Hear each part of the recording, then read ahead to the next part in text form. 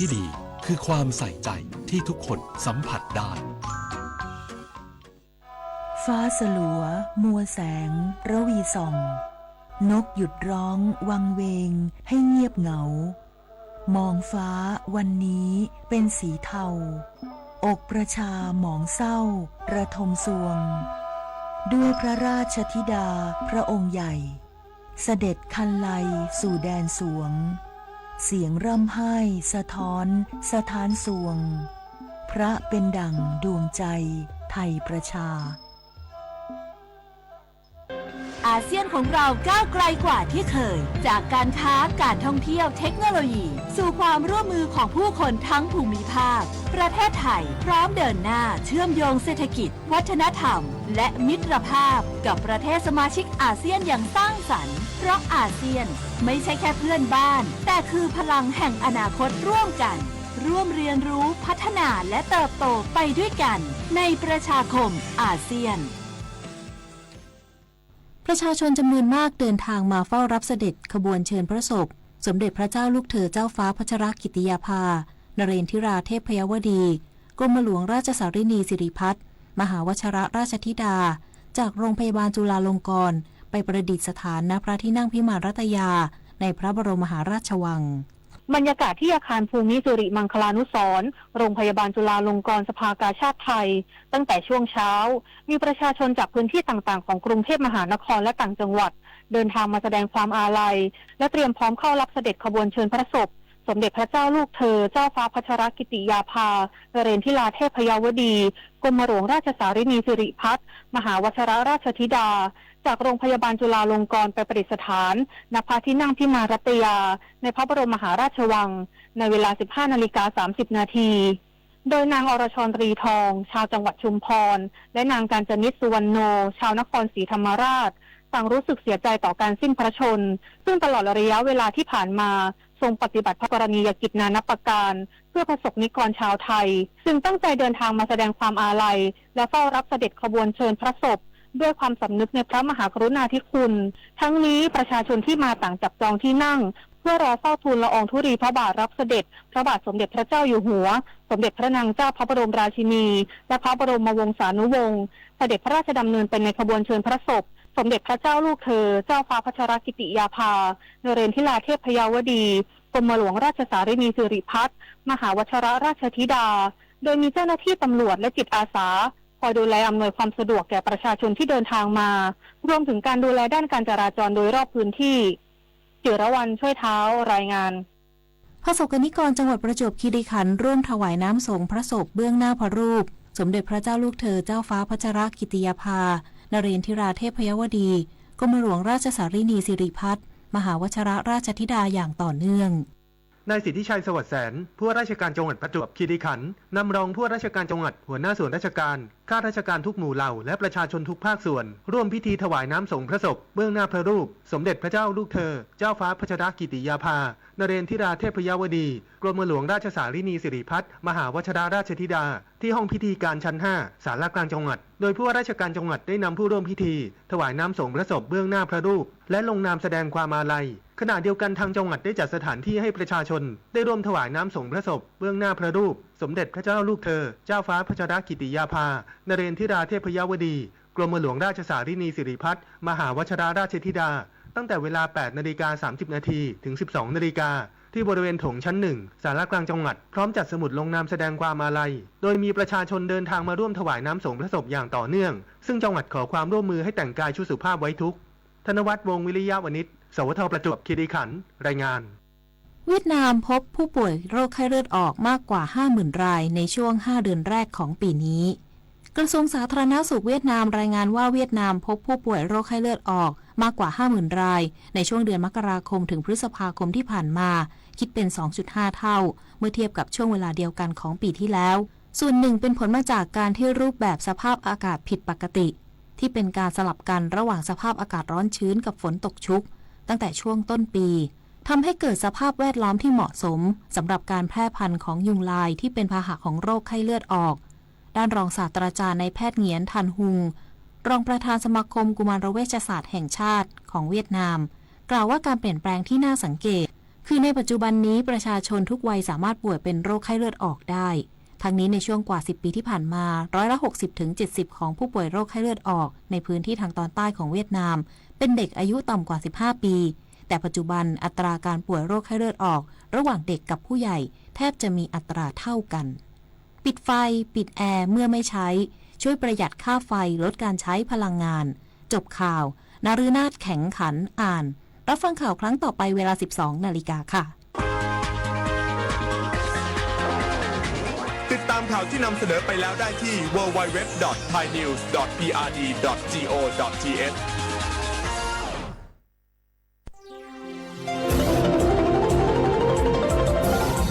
วิทยุแห่งประเทศไทยให้ความรู้คู่ความสุข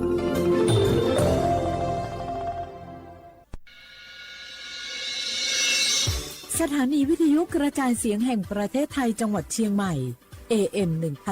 1476 กิโลเฮิรตซ์สถานีวิทยุภาคภาษาชาติพันธุ์แห่งเดียวในประเทศไทยที่มีความทันสมัยเชื่อถือได้สร้างอัตลักษณ์กลุ่มชาติพันธุ์สู่สากล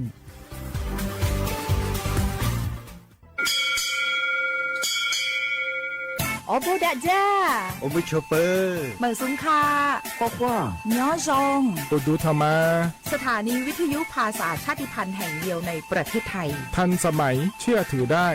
แล้วพบกันที่สวทเชียงใหม่ AM 1476 กิโลเฮิรตซ์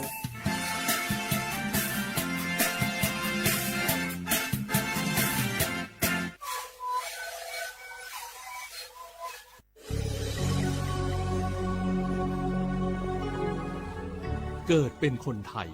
เติบโตบนผืนแผ่นดินไทยจงภูมิใจในความเป็นไทยชาติไทยเรานั้นนับเป็นชาติที่มีความเป็นมาเก่าแก่ยาวนานเรามีภาษาวัฒนธรรมและมีสิ่งต่างๆที่เป็นเอกลักษณ์ให้เราได้ภาคภูมิใจในความเป็นคนไทยเราควรเห็นคุณค่าและมีความรักชาติหวงแหนแผ่นดินอันเป็นมรดกของบรรพชน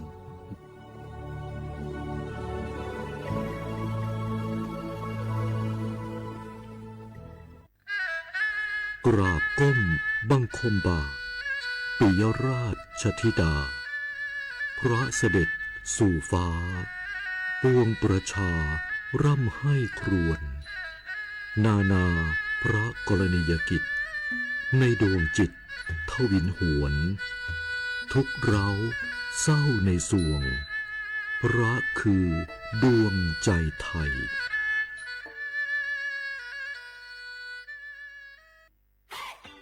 ปี้ยังไงดีเจ้าแม่น้องกำลังเข้าสู่ช่วงสูงวัยแล้วจะดูแลเปิ้ลยังไงดีเจ้าฮูก็ผู้สูงวัยเปิ้ลไม่ได้เท่าเหมือนกันหมดเนอะกลุ่มติดสังคมเนี่ยว่าเปิ้ลแก่แต่ใจวัยรุ่นต้องจวนกันออกกำลังกายทำกิจกรรมเวลาปะหมู่ปะฝูงมาใดเปิ้ลก็ตึงคึกคักกันกูเตืออันนี้แม่น้องเลยนะวันออกไปขายเห็ดลมที่ตูกาดแล้ววันนี้นะเปิ้ลก็มีนัดไปที่โรงเรียนผู้สูงอายุแหมซอบอกซอบใจขนาดกลุ่มติดบ้านก็เป็นกลุ่มที่บ่ออกไปไหนต้องแต่งบ้านให้ปลอดภัยเตียวบ่ข้องบ่เต้ามันไปพอไปกอยดูแลเรื่องกับเข้ากับป่าจะได้มาง่อมมาเงานะส่วนกลุ่มสุดท้ายกลุ่มติดเตียงก็ต้องพอต้องกอยบ่ฮื้อลำหูลำตาตึงพลิกตัวทำความสะอาดดูแลอาหารยูกยาและต้องใส่ใจเรื่องของความรู้สึกบ่ฮื้อเปิ้นรู้สึกว่าโดดเดี่ยวฟังจะอี้ค่อยสบายใจหน่อยเจ้าขอบคุณนักๆเจ้าปี้เดี๋ยวน้องจะปิ๊กไปดูแลแม่ก่อนนะเจ้าแล้วจะไปลืมป่าแม่ไปตรวจสุขภาพประจำปีไปเนอะเจ้าดูแลผู้สูงอายุถูกวิธีผู้สูงวัยก็ยิ้มได้ลูกหลานก็สบายใจด้วยความปรารถนาดีจากสำนักงานประชาสัมพันธ์ที่ 3 กรมประชาสัมพันธ์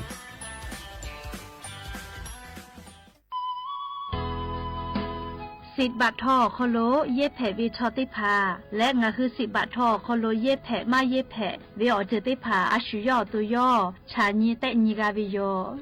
งาคือสิทธิ์หลับประกันสุขภาพแห่งชาติไม่กา10 บาททองไม่กา10 เศษฉบับโคโลเย็บแผลวิชอติพางาคือไทยมีกอโคโลเชตาและไทยวิบะจอวิชอติพากับแผลวิโยและออกเก่านิเวสิทธิ์ประกันสุขภาพติพามาจอวิชอกับแผลวิโยสิทธิประกันสังคมมาโกสิทธิข้าราชการติพา สิทธิพนักงานส่วนท้องถิ่นและสิทธิออกเก่านิเวข้าราชการทางการเมืองติพามากาวิชติพากับเพบิโยงาคือสิทธิรับประกันสุขภาพแห่งชาติสิทธิบัตรทองไม่กาสิทธิ30 บาทก็เวชได้ผ่าอคโลงาฮือเย็ดแผมาเย็ดแผเวอเมโจมาโจเวได้ผ่าไงงาฮืออตุงาฮือเช่นนิกาวิโยเว็บไซต์สปสชพ่อมาโกแอปพลิเคชันสปสชไลน์สปสชไม่เลยกาสายด่วนสปสชเต้แซะ0ชเวทานุข้าโนฮือออตุเช่นนิกาวิโยแม่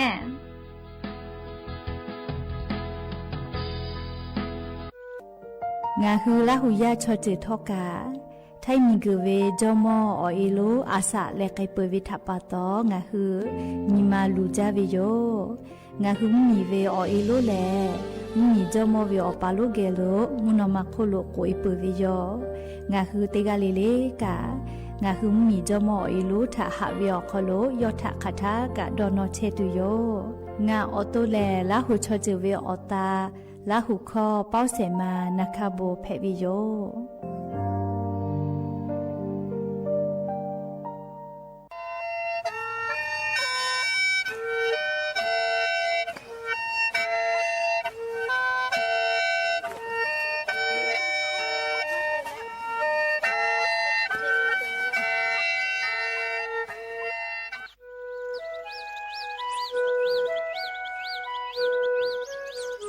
เวอเวียวนี่ละหุยาติกาเลเลถ้าตาลุยอยาเวียคโลละเซจาเลอรายกาอโบดะเจ้าคโลหะอยู่ละวิโยจะได้คือนคือกากาเชเวียคอเชเลงาคือขอยาลอยาข้อตอกคืออตีจังหวัดเชียงใหม่สถานีวิทยุกระจายเสียงแห่งประเทศไทยจังหวัดเชียงใหม่ AM ติฮิโอ50กิโลเฮิรตซ์ได้ไลพองาคือละหุข้อรายการอโบดะเจ้าตอกไอเชวิโยและงานละหุข้อเป้าเชเซมานาคาโบเมวิโยไอนีเลเลติชเตนาลิตาและสาวุมรอกอติชนาลิทักขกายและมเผือวิอยาฮินาริควายตาและก็นาริทักขกายเตฮาลีเลงาคือละหุข้อรายการอโบดะเจ้าตอกไอเชวิโยงาคือละหุยาติกาเลเลกาออคือเปตาและออเลมือทักขกายติแกละหุข้อพอนาเลอเนคือละหุชอจิเกลติแกออกาปิดะไปไผวิโย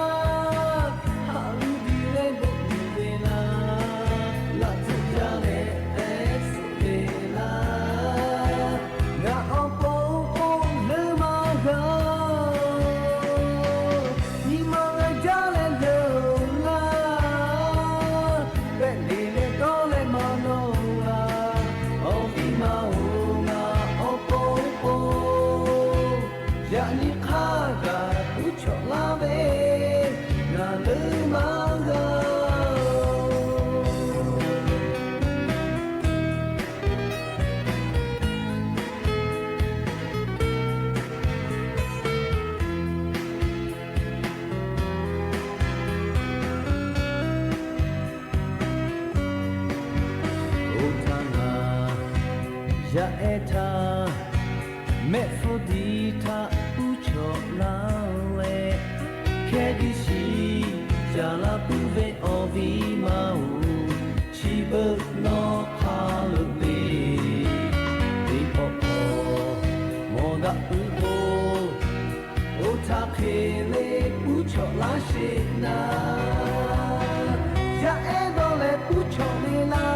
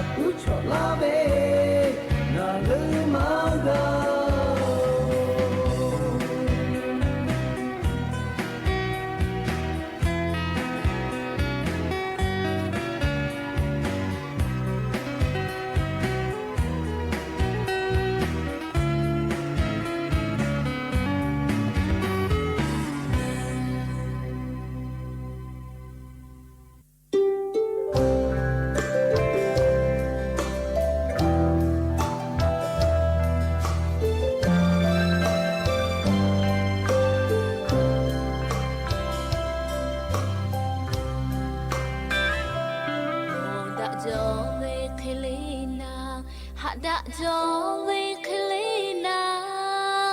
o ta kini ma jo chena no pote kwe je ta ve nga ve ni ma she ko no ta je ti do mo che mo da jo ve je ka hada jo ve kle jo to jo la ple ha ma ta no ka gu le gu ta ve nga ve ni ma she ko ka ta ka no ta ti do no che ha bu ve no ve ni ma shi ma bu bu ka pe ti le ka ta ve ra ni ko pa jao na ta no chi pa lao o cho chi te jwe ve o po le shi da jo ve te ti no o ta pe la ge no ma la ama ha le mo ga to no ge lo ka ga ma la pe ma ga le nga ve ni ma na ja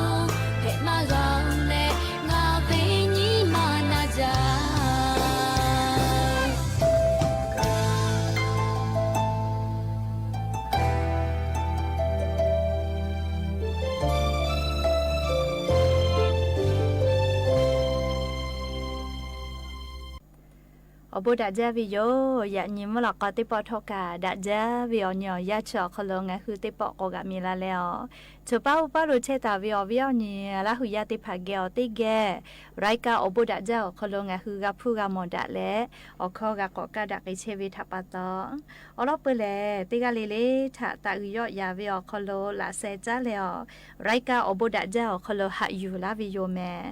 hạ vì ở nhỉ là hư ya khá po chú bao đồ chơi ta vì khá cáiเพชรเลยนะเตกะเลทอกะจ้าแม่ดอแม่ซุแม่กาแม่ฮาเลดอซาเทอเลยนะจะได้เจอเวียากะนี่คือไทมิงก็อคโลแลมุงกูเวียาเปือแลมุยิคืออยาลุลาเปวิทัปะตองะคือเตกะเลกะอเจ้ายาคาสเพตอลาเชเวอานาอากอติพัทะนี่คือตอดะแลปุกะกะกิตูเตกะเลทอกะอาชุยอตุยอยากะทะคะแดนิหาซาดะกิสิแม่และยันยิเวียากะเชดิซอคอโลแลสเปขอนี้ยันยอขอฮาปาจูฮาปาคอโลยันยิติชเซนี้มุนแพวิโยและจะขอทอกานี้ฮีนี้ชขอมุขอฮาวิอนี้ละหุยาติเผาตินยิเลมุลอกอวิอยาติชตินาลิตาเลสากุมุลอกอเตชนาลิทักขะไกตินยิเลงาคือละหุคอรายกาอบุดะเจ้าคอโลตอกไอเชวิโยวิทยุเรดิโอ AM ติฮิออฮาสจิคอกิโลเฮิรตซ์ติไลพอเพื่อรายการพอติพอแลFacebook Fan Page สวทเชียงใหม่ AM 1476พ่อกะไลฟ์สดติดต่อไกเชวิโยอวิยเนี่ยละหุยาติผาลุละแลรักกะกะโมปุวิลโกตาลูปีแม่กดไลค์กดแชร์ติแลนี่คือละหุชอเจทาออคือปือตาแลออเลมือทักกะไกติเกเชแล้วออกะปีดักไกแพวิโยและยันยิมลก็วิอยาวคอโดทอกะยูเวลาตาวิอบูจอวิอลอติผาติเลกะลิคอยติผาทอกะยูเวลาตาวิโยเรียกงะคือราหุยาติกาลิเลกะติแกไรกะอบูดะเจ้าคอโลพอนาเลอโอกาปิดะไกแพวิโยแม่ก็จ้าแลจะปั๊มเมียวคอโลกันกะเจวิอลอซาตาติผาติแกนาสิแม่งาคือไทยมีก็ขลุมมีต้อมมีจ้าดะแล้วกรมการจัดหางานพ่ออลอซาตาติผาปิกาลาวิแลงาคือไทยมีก็ขลุเชตาวิยันเนฮอกขะปาติผาจาปามมีอขลุเรียกาเตจอกาฮีเวติผาพอเลลาสมาวิจิแม่พอสมาวิออนยอยาแลยันตาและเซชนิโคฮาปาจูฮาปาญิหิงาฮาโคชกขอวิอยาชอคโลพอเลลาสมาวิเจฮาปาฟูเลเลติฮาปาวิอาไทฟูสอลอกวอนี่มือติฮิบะคิโตวิเจเลนัวจะปังเมียวคโลเชเลกาติวิอยาคโลเคกวเกาะลาวิทยาธาเลฟูติดีเกาะกาวิลาวิจิแม่เลจะปาฟูขอเซเย็นเขกอกาเวลาวิจิไทยผู้ขามานามาสุริยุการน้ำแม่มาดอสวาลาวิทัปาตอเฮกอจะได้ปอวิอยาเลเลียยาเนยานูติผาฮอกขะปาติผาเจติคือวิจิแม่เลียอาสาติชิฮิขอตาและเซชขออคโดวิจิลิฮิออปตาวิมอ6ไม่กาปวชอคู่วิจิแม่เลียเฮกอตุขอนามือบัววิติผามากะเพเจเรียไทยคอลโกรอยสักกเวนะเรียนามือบัววิมากะเพเจเลียวตัวมาคือจิแม่เคก็ยาเนยานูติผาคาเดดอนอเรียนี่คือตัวนามือบุเวแลเรียชุมเหมียวกันจากะใจเวลาก็ชุมมาคือรอแม่เคก็ยาเนฮอกขับปาเจคือวิเจโครงการเชเวแลเรียกโครงการแลกเปลี่ยนเพวิจิแมรี่ปาดาวินะงาคือไทยมิงกอโคโลยันแน่ฮอกขับปาติผาเจติคือวิจิเคติเลเชเลสมาเลกาสอวิจิแมรี่สมาสอกอติแลกุทีโอเจกุทีโอจิแมเฮก็โครงการเชเวโคโลอามากาวิเลก็โกเลจะปั๊มเมียวโคโลเกเกาะเวเลจะปุริมาผู้บริษัทกาฮิจกอตีจะปั๊มมีเป้าตอลาวิเจเลมากาคือจิแมเลียเคติเลอจะปาลิกาเลอฮาปากาฮิวิจิแมลีมาเกหิทาจะปาลิอฮาปากาฮิวิเจเฮกอเลกาจติวิอยาวโคโลเลฮาคือเลอีกับฟัวมีผู้เลี้ยตีนิวิออกาเซปูเลียชุคาเดจาลาวิจิแมโครงการเชเวเลเลียจุยารัฐบาลโครงการเพวิทัปาโตดอหาดอคิตูเกาะตูมาจอเจเฮกว่าไกเพวิลียันเนฮอกขับปาอาสาติชิขอตาเลเซจขอโคโลวิเจติคือวิจิแมเฮกว่าจะปั๊มมีอโคโลกาฮิจอวิเลกาติจอวิอโคโลเลเซขอจิแมลีเซขอเชเบียละโกกอลาทาพูจะปาฟูขอเซเยกาวิเจฮาปาฟูลโกยี่มือเลติฮิบะเคกาวิเจเลเขกว่ากาโอทีตีวิชอติผาลโกกับพิเศษกะโกกาเฮวิเจเลเขกงาคือราหุยาติภากะเกกาวิลโกเลจะปั๊มเมียวคโลกาฮิจอเกืออตีเลกลุ่มงานบริหารไปทำงานต่างประเทศกองบริหารแรงงานไทยไปต่างประเทศรอโคโลเวเบอร์โทรศัพท์นะบะแม่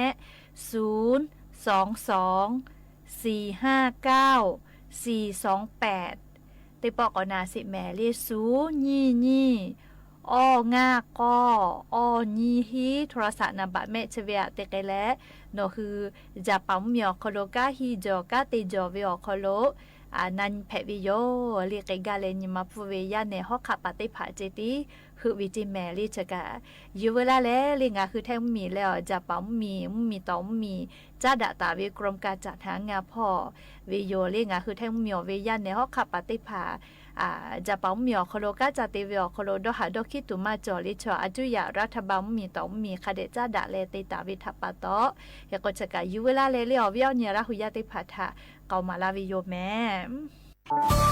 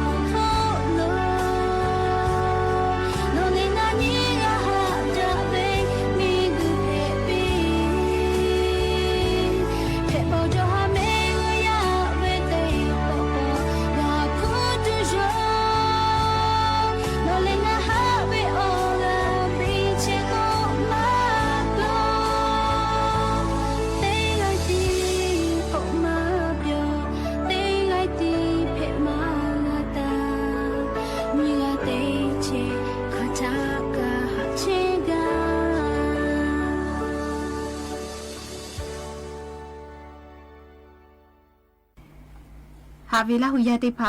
อเจ้ายาคาสเลเนคือชอยาอาสติคาติพามาโกไลจือเลยยากะอเจ้ายาคาสปีปาไกเชเวทางะคือกามวิยมไลเชบึญฮาเวอยาแลยาไอตาเลวชมอทักขะไกขากะชื่อกะกะโทรศัพท์มือถือมาลีกึปื้อเวแลลิงาดอเวติฮาเวอคโลนิเชเปเซกะมาโจให้แม่อลอกเชบึญฮาเวอยาชอยาไอยาเนติพาลอกัวอาสานิเซขอเวติโมทอกะโทรศัพท์มือถือติพาลีกึปื้อจาแล้วโทรศัพท์มือถือติพาทอกะลีกึไกลีกึลาแล้วติลอโกอยิจ้าปื้อเวอจึกติยาแพวิโลเจติพาพาลอโกมากาลีเกือมากาทวกัวเชมากาวิญมาสุสาเวเบเวจะใครกะแพกวิโลเจแมมและลิงะคือโทรศัพท์มือถือลีกึวิชอยิกอจ้าเวติยาทาอคัสกอกะลาวิอจึกติพาแลเตยานิมาพ่อเวอานานิยาเตยาเชซาจอซาพ่อเสยาเตยางาคือกาสูวิโยเลียอยาสูวิจะได้พาอคัสกอกะลาวิโลเจและเรื่องคือไล่ปอเลยยาวิอยาอคโลยาปายามีเอติพาลอปาอีหะจาวิทัปตอยากาชุลวาโลชุลาปีดอเลชุคลิมาจอกยาหะกาดอเลอปาอีเลลิพุมาจอกาจอตาวิพุหาซาเวติพาคาโตลาเลยาปายามิถาโทรศัพท์มือถือวืปีวิโยวืปีกาวิอคโลเลติปอยาปายามีโทรศัพท์มือถือหลีกเวออยามาฝือแปรและคาทักคาลูกาโอวิถาเจติหลีกแล้วลีฮิวิลากัวมาจูจาฮิวิจะเกะแพวิทยาทาอปอยยาปายามิถาติปอก็อุปมากามากาวิจะเกเวติผาจะเบนิฮาวิออยางาคือไลเยกาอคโลคาเบียกาโมเทวิโยมมือขอพ่อวิยาไอมาโกเขาโคหลอกโคพ่อวิยาติผาทอกาเชเบวิออยาแลโทรศัพท์มือถือเลยูทูบอคโลอหันตุเวกาตุเอมาโกเลเกมลีกุตุเวไลจุเลยยาจงมาจาวิทัปตอเลยาปายามีเอติผากามอเจจะได้ผาทาเจติอายีติแลลีฮิเวทาอายีคาเดมาติเลอลีฮิมากาเลลิตามาไตกาเวลีนากะจีเวจะเกเวยาปายามีเอไลกาเพเชวิโยเลหาวิลาหุยาติพาวงะฮือยาปายามีถาหะเลอโทรศัพท์มือถือวืปีกาเวคาชูยาปายามีโทรศัพท์มือถือลีกเวอคโลอยาคาเดฟือแปปื้อตัวอโปงะฮืออปาเอยาปายามีถากาอุปือกาวิโยเชเบเวยาติพาแลเลงะฮืออปาเอถาอุปือเวเลอปาเอยาถาอุปือเวมาเฮลอเลอเจ้ายาคาเสชอยาวิญมาทอกาปีปาไกจาลอแมแล้วงะคือยาปายามีเอติพาโทรศัพท์มือถือลีกแล้วอยิจ้าเวติยาทาคาคิเพตอลาเลโกโกสถาบันสุขภาพแห่งชาติก็เวยาไอพอเวเชซาจอซาพอกาติเชเวกรมการแพทย์กระทรวงสาธารณสุขพ่อโลโยหุโกเวแลจะได้คือเลยาไอติพาอลอทาลโกอปาอีโทรศัพท์มือถือวืปีและลีกจวิโยยาคาเลตะกอลีกโกเลอยาฝือแปโกเลอยาปายามิถากกุมาปิวิทยาทายาปายามิติโตลาวิตาหิเลเลอปาอีถาดีดาเวนาเลมาเปียกหอวิวะกูเตเวจะแค่ไกวิโยจิแมมอเจจะได้พาเล่งะคืออปาอีเพเวคาเคเตและยาปายามิถายูติกาตุเลโกโกนีมาพ่อถ้าจ้าดาเวมอสระอุติพาโยหือจะเคออกคาบิมาลาตาวิโยมอลอนับปาเตติยาเลลิงะคือยาปายามีอปาอีโทรศัพท์มือถือตาลิกก็ไปแลอยู่ขอปีวิทยาทาเบิดแลอีอปาอีถาดีดาวิจะเคติพายาปายามีแพตอลาวิทยาทาอายิอุจาวิแลลิงะคืออปาอีติพายายึกขาวิโยติแมเลยึกขาเลติปติยาดอกไกดีไกวิโอคิติจือตาติเจยาคาเลงะคืออปอยนิมาโกเลวิอคโลยาปายามิถาอลอนากาลอลอติเลคาเดกะกุมาปิวิโยจิแมงะคือชอยาชอเลชอยาวิออลิโยงะคือฮึกาวิอเจติพา ชูอยู่ขอไม่ให้กาชูต่อลาเวลาโกบึวิเชลเลียงคือชอยาติกาลิเลวินมาออกโลแพตอลาปื้วิออเจโยจะถาปาตอลีออเจจะได้พาถานี่คืออปออีทอกะยาปายามิถานากาและแพตอลาตาวิออเจจะได้พาถางาคืออปอเอรายูติกาวิโยจิแมนี่อยากได้ยาเลียงคืออปออีแพวิชอได้พาทอยาปายามีบึวิทยาทาเลียขักขิกะกุมาปีเลโกโกบึเวกะติเชมาเฮยาปายามิโอนอนิมาซาลาถามติเคออปานิเอถาติปอนาอุกอติดาจะได้คือนอเบโกอุโกเลใกล้จะเชียเสแต่โกเลยาปายามิถาอุเคกุมาปีเจเลเนี่ยคืออปาอีกะเลยาปายามิบึแล้วอปาอีกะบึเลกะเทโกดาดีดาเวลาโกเลอเลมือเล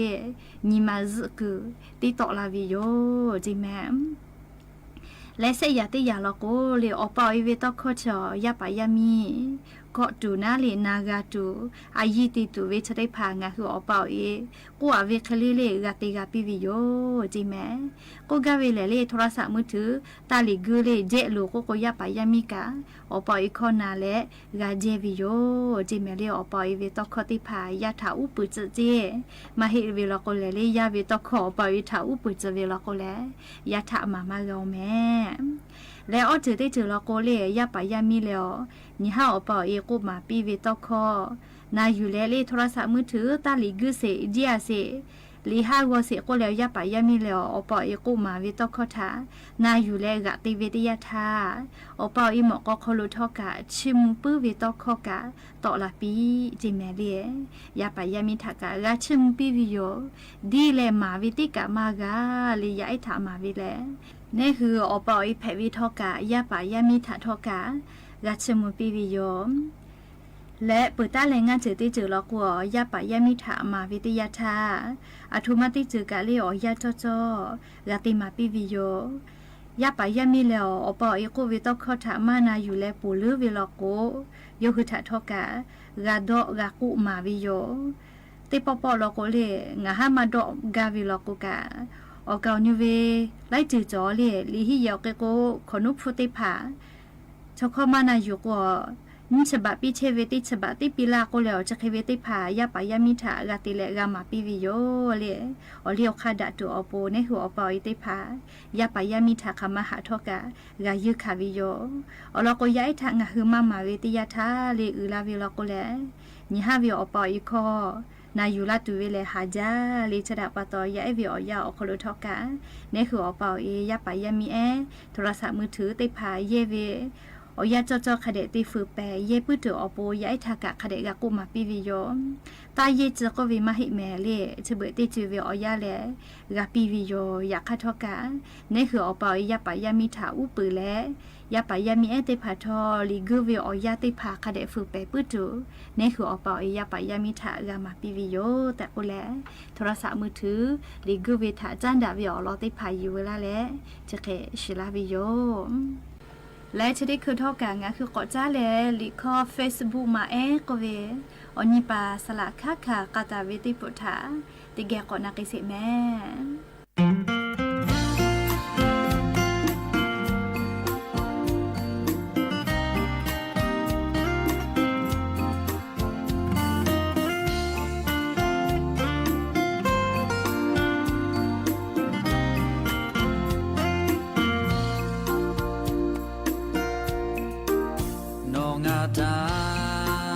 Facebook ก็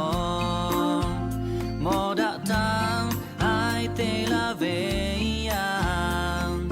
เชกุมาชูดะโตกาเมดะชง Facebook มา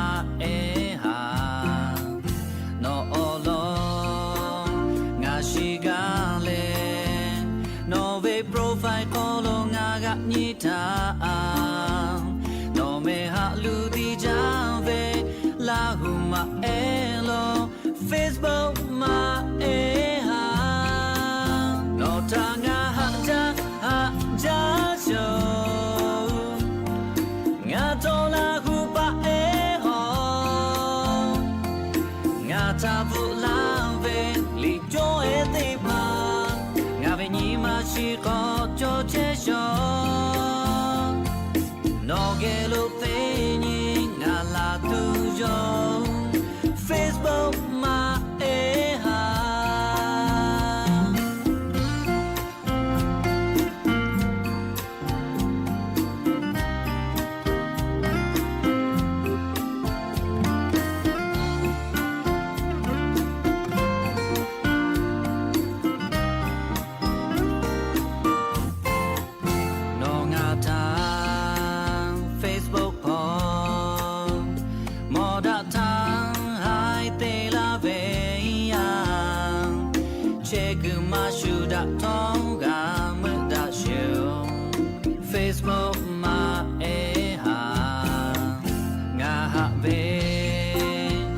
ရှိလားသူနော်ထသိညီလေးငါလီဘူလာချေပဲနော်ထခမဟာဂျန်ပဲလက်တော့နော်ကြပဲ Facebook မှာဟာနော်ထငါဟာဂျာရှောငါတော်လာခုပါဟောငါထဖို့လာပဲလီကြောရဲ့သိပါငါပဲညီမရှိတော့ကြောချေရှောနော်ကဲလို့သိညီငါလာသူရော Facebook မှာဟာနော်ထငါဟာဂျာရှောငါတော်လာခုပါဟောငါထဖို့လာပဲလီကြောရဲ့သိပါငါပဲညီမရှိတော့ကြောချေရှော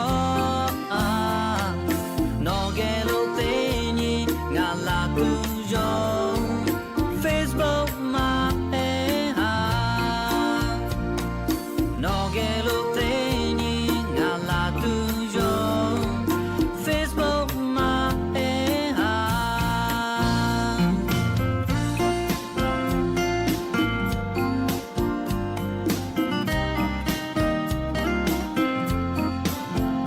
ค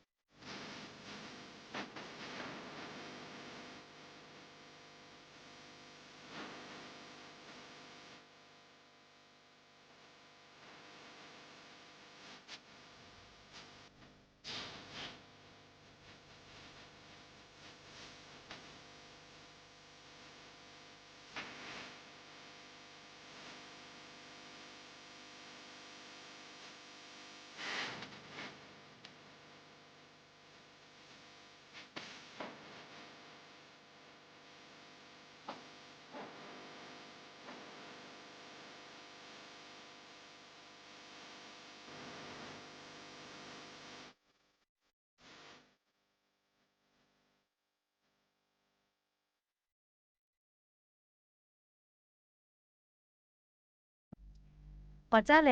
เรียมีไฟฟ้าพอจ้าดาเวสัตว์รอติผาติแกน่ะแม่หาวิอวิอเนี่ยละหุยาติผาจะได้หาเปาคอโลแลเรียงาคือไทยมิงก็คอโลมีผู้ติผาเรียเย่มาเวลาโกแลมีผู้ติผาปืมากไกตุยอยากข้ามาเย่มาเวลาโกมีผู้ติผายอยะลาไกตุยแม่เกกว่ามีผู้ติผาเรียจุยารัฐบามาเยมาเวยากาติผาทากากาตาเวติผาแลเลีจะได้หาเป่าคโลตาวะไกวิจิเลีจะได้หาเป่าคโลตาวะไกวิจิแม่จะได้หาปาขอหาปาจูหาปาเลีอาลาเคติชนิพะลอกแลมีไฟฟ้าผู้นี่คือยากาคโลกาลาติโยแม่เกกว่าจะได้ปอเลียจุยารัฐบามีไฟฟ้าผู้รากาวิกาเตจุขอ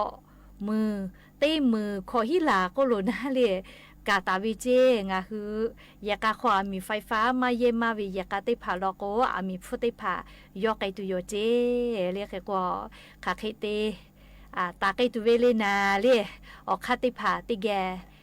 นี่แหละติแกนักสกายกาวิโยเรียกกว่ามีไฟฟ้าฟุติผาแลงาคือเตหาปาวิอคโลเลนี่ฮาหน่วยหรือมาเยเวลโกมีไฟฟ้าฟุติหน่วยเวียเสบะจิติรักวิเจ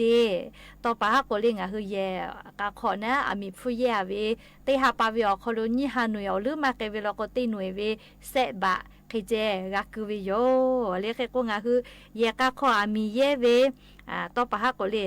งาชหน่วยเยเวก็น่าเลงาชหน่วยเสบะปอกเลยตีหางาชิเฟติกากูเวลีต่อป้าเตก็ตีหางาชิหน่วยเยเวลกูนะเลียตีหางาชิหน่วยเยเวลกูเสบะเจลกูนะหางาชิบะเลียเฮกูนี่ฮาหน่วยคู่มากเกก็น่าลีนี่ฮาหน่วยก็เสบะควรเนี่ยก็เลียขอหาเลียตีหาปาวิอามีผู้ขอหาลืม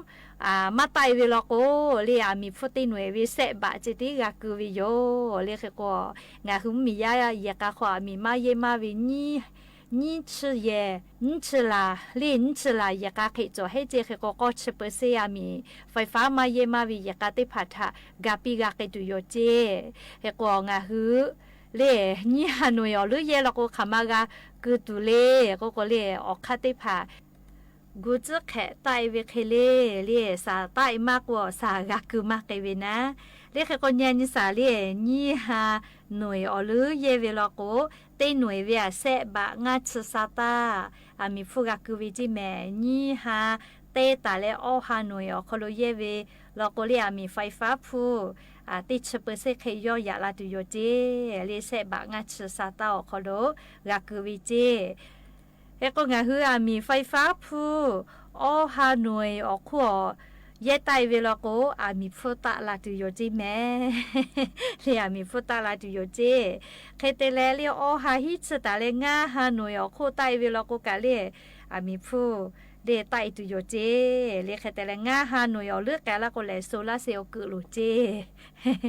เรียเฉลเรียขอฮาปาจูฮาปาคโลมีผู้กาลาตุวิอพุติพานะ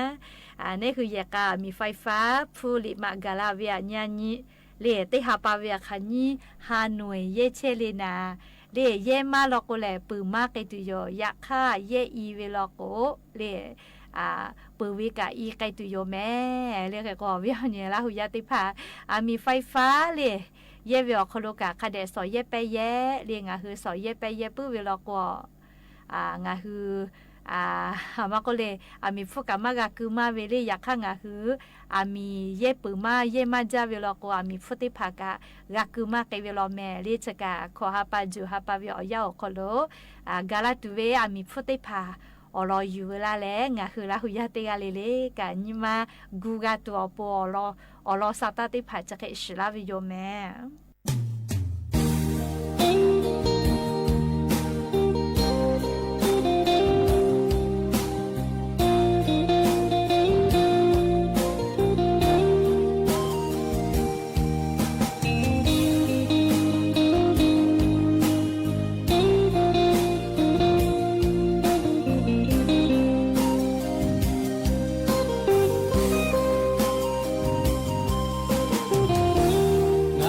โต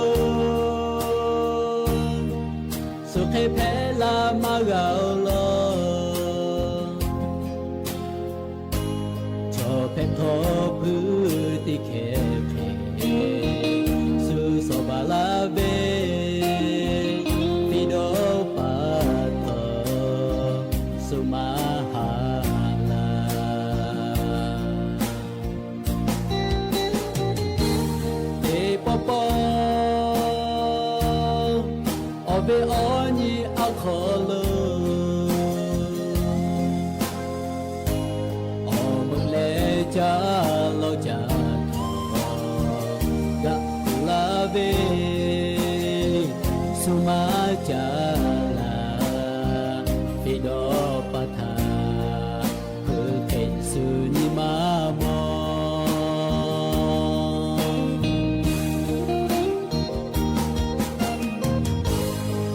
taga tu do haja akheti ko ga tu na eta tu na chibe tu na puma cho ju kha ni ve ko lai po ya kha tho ka na ta ma ga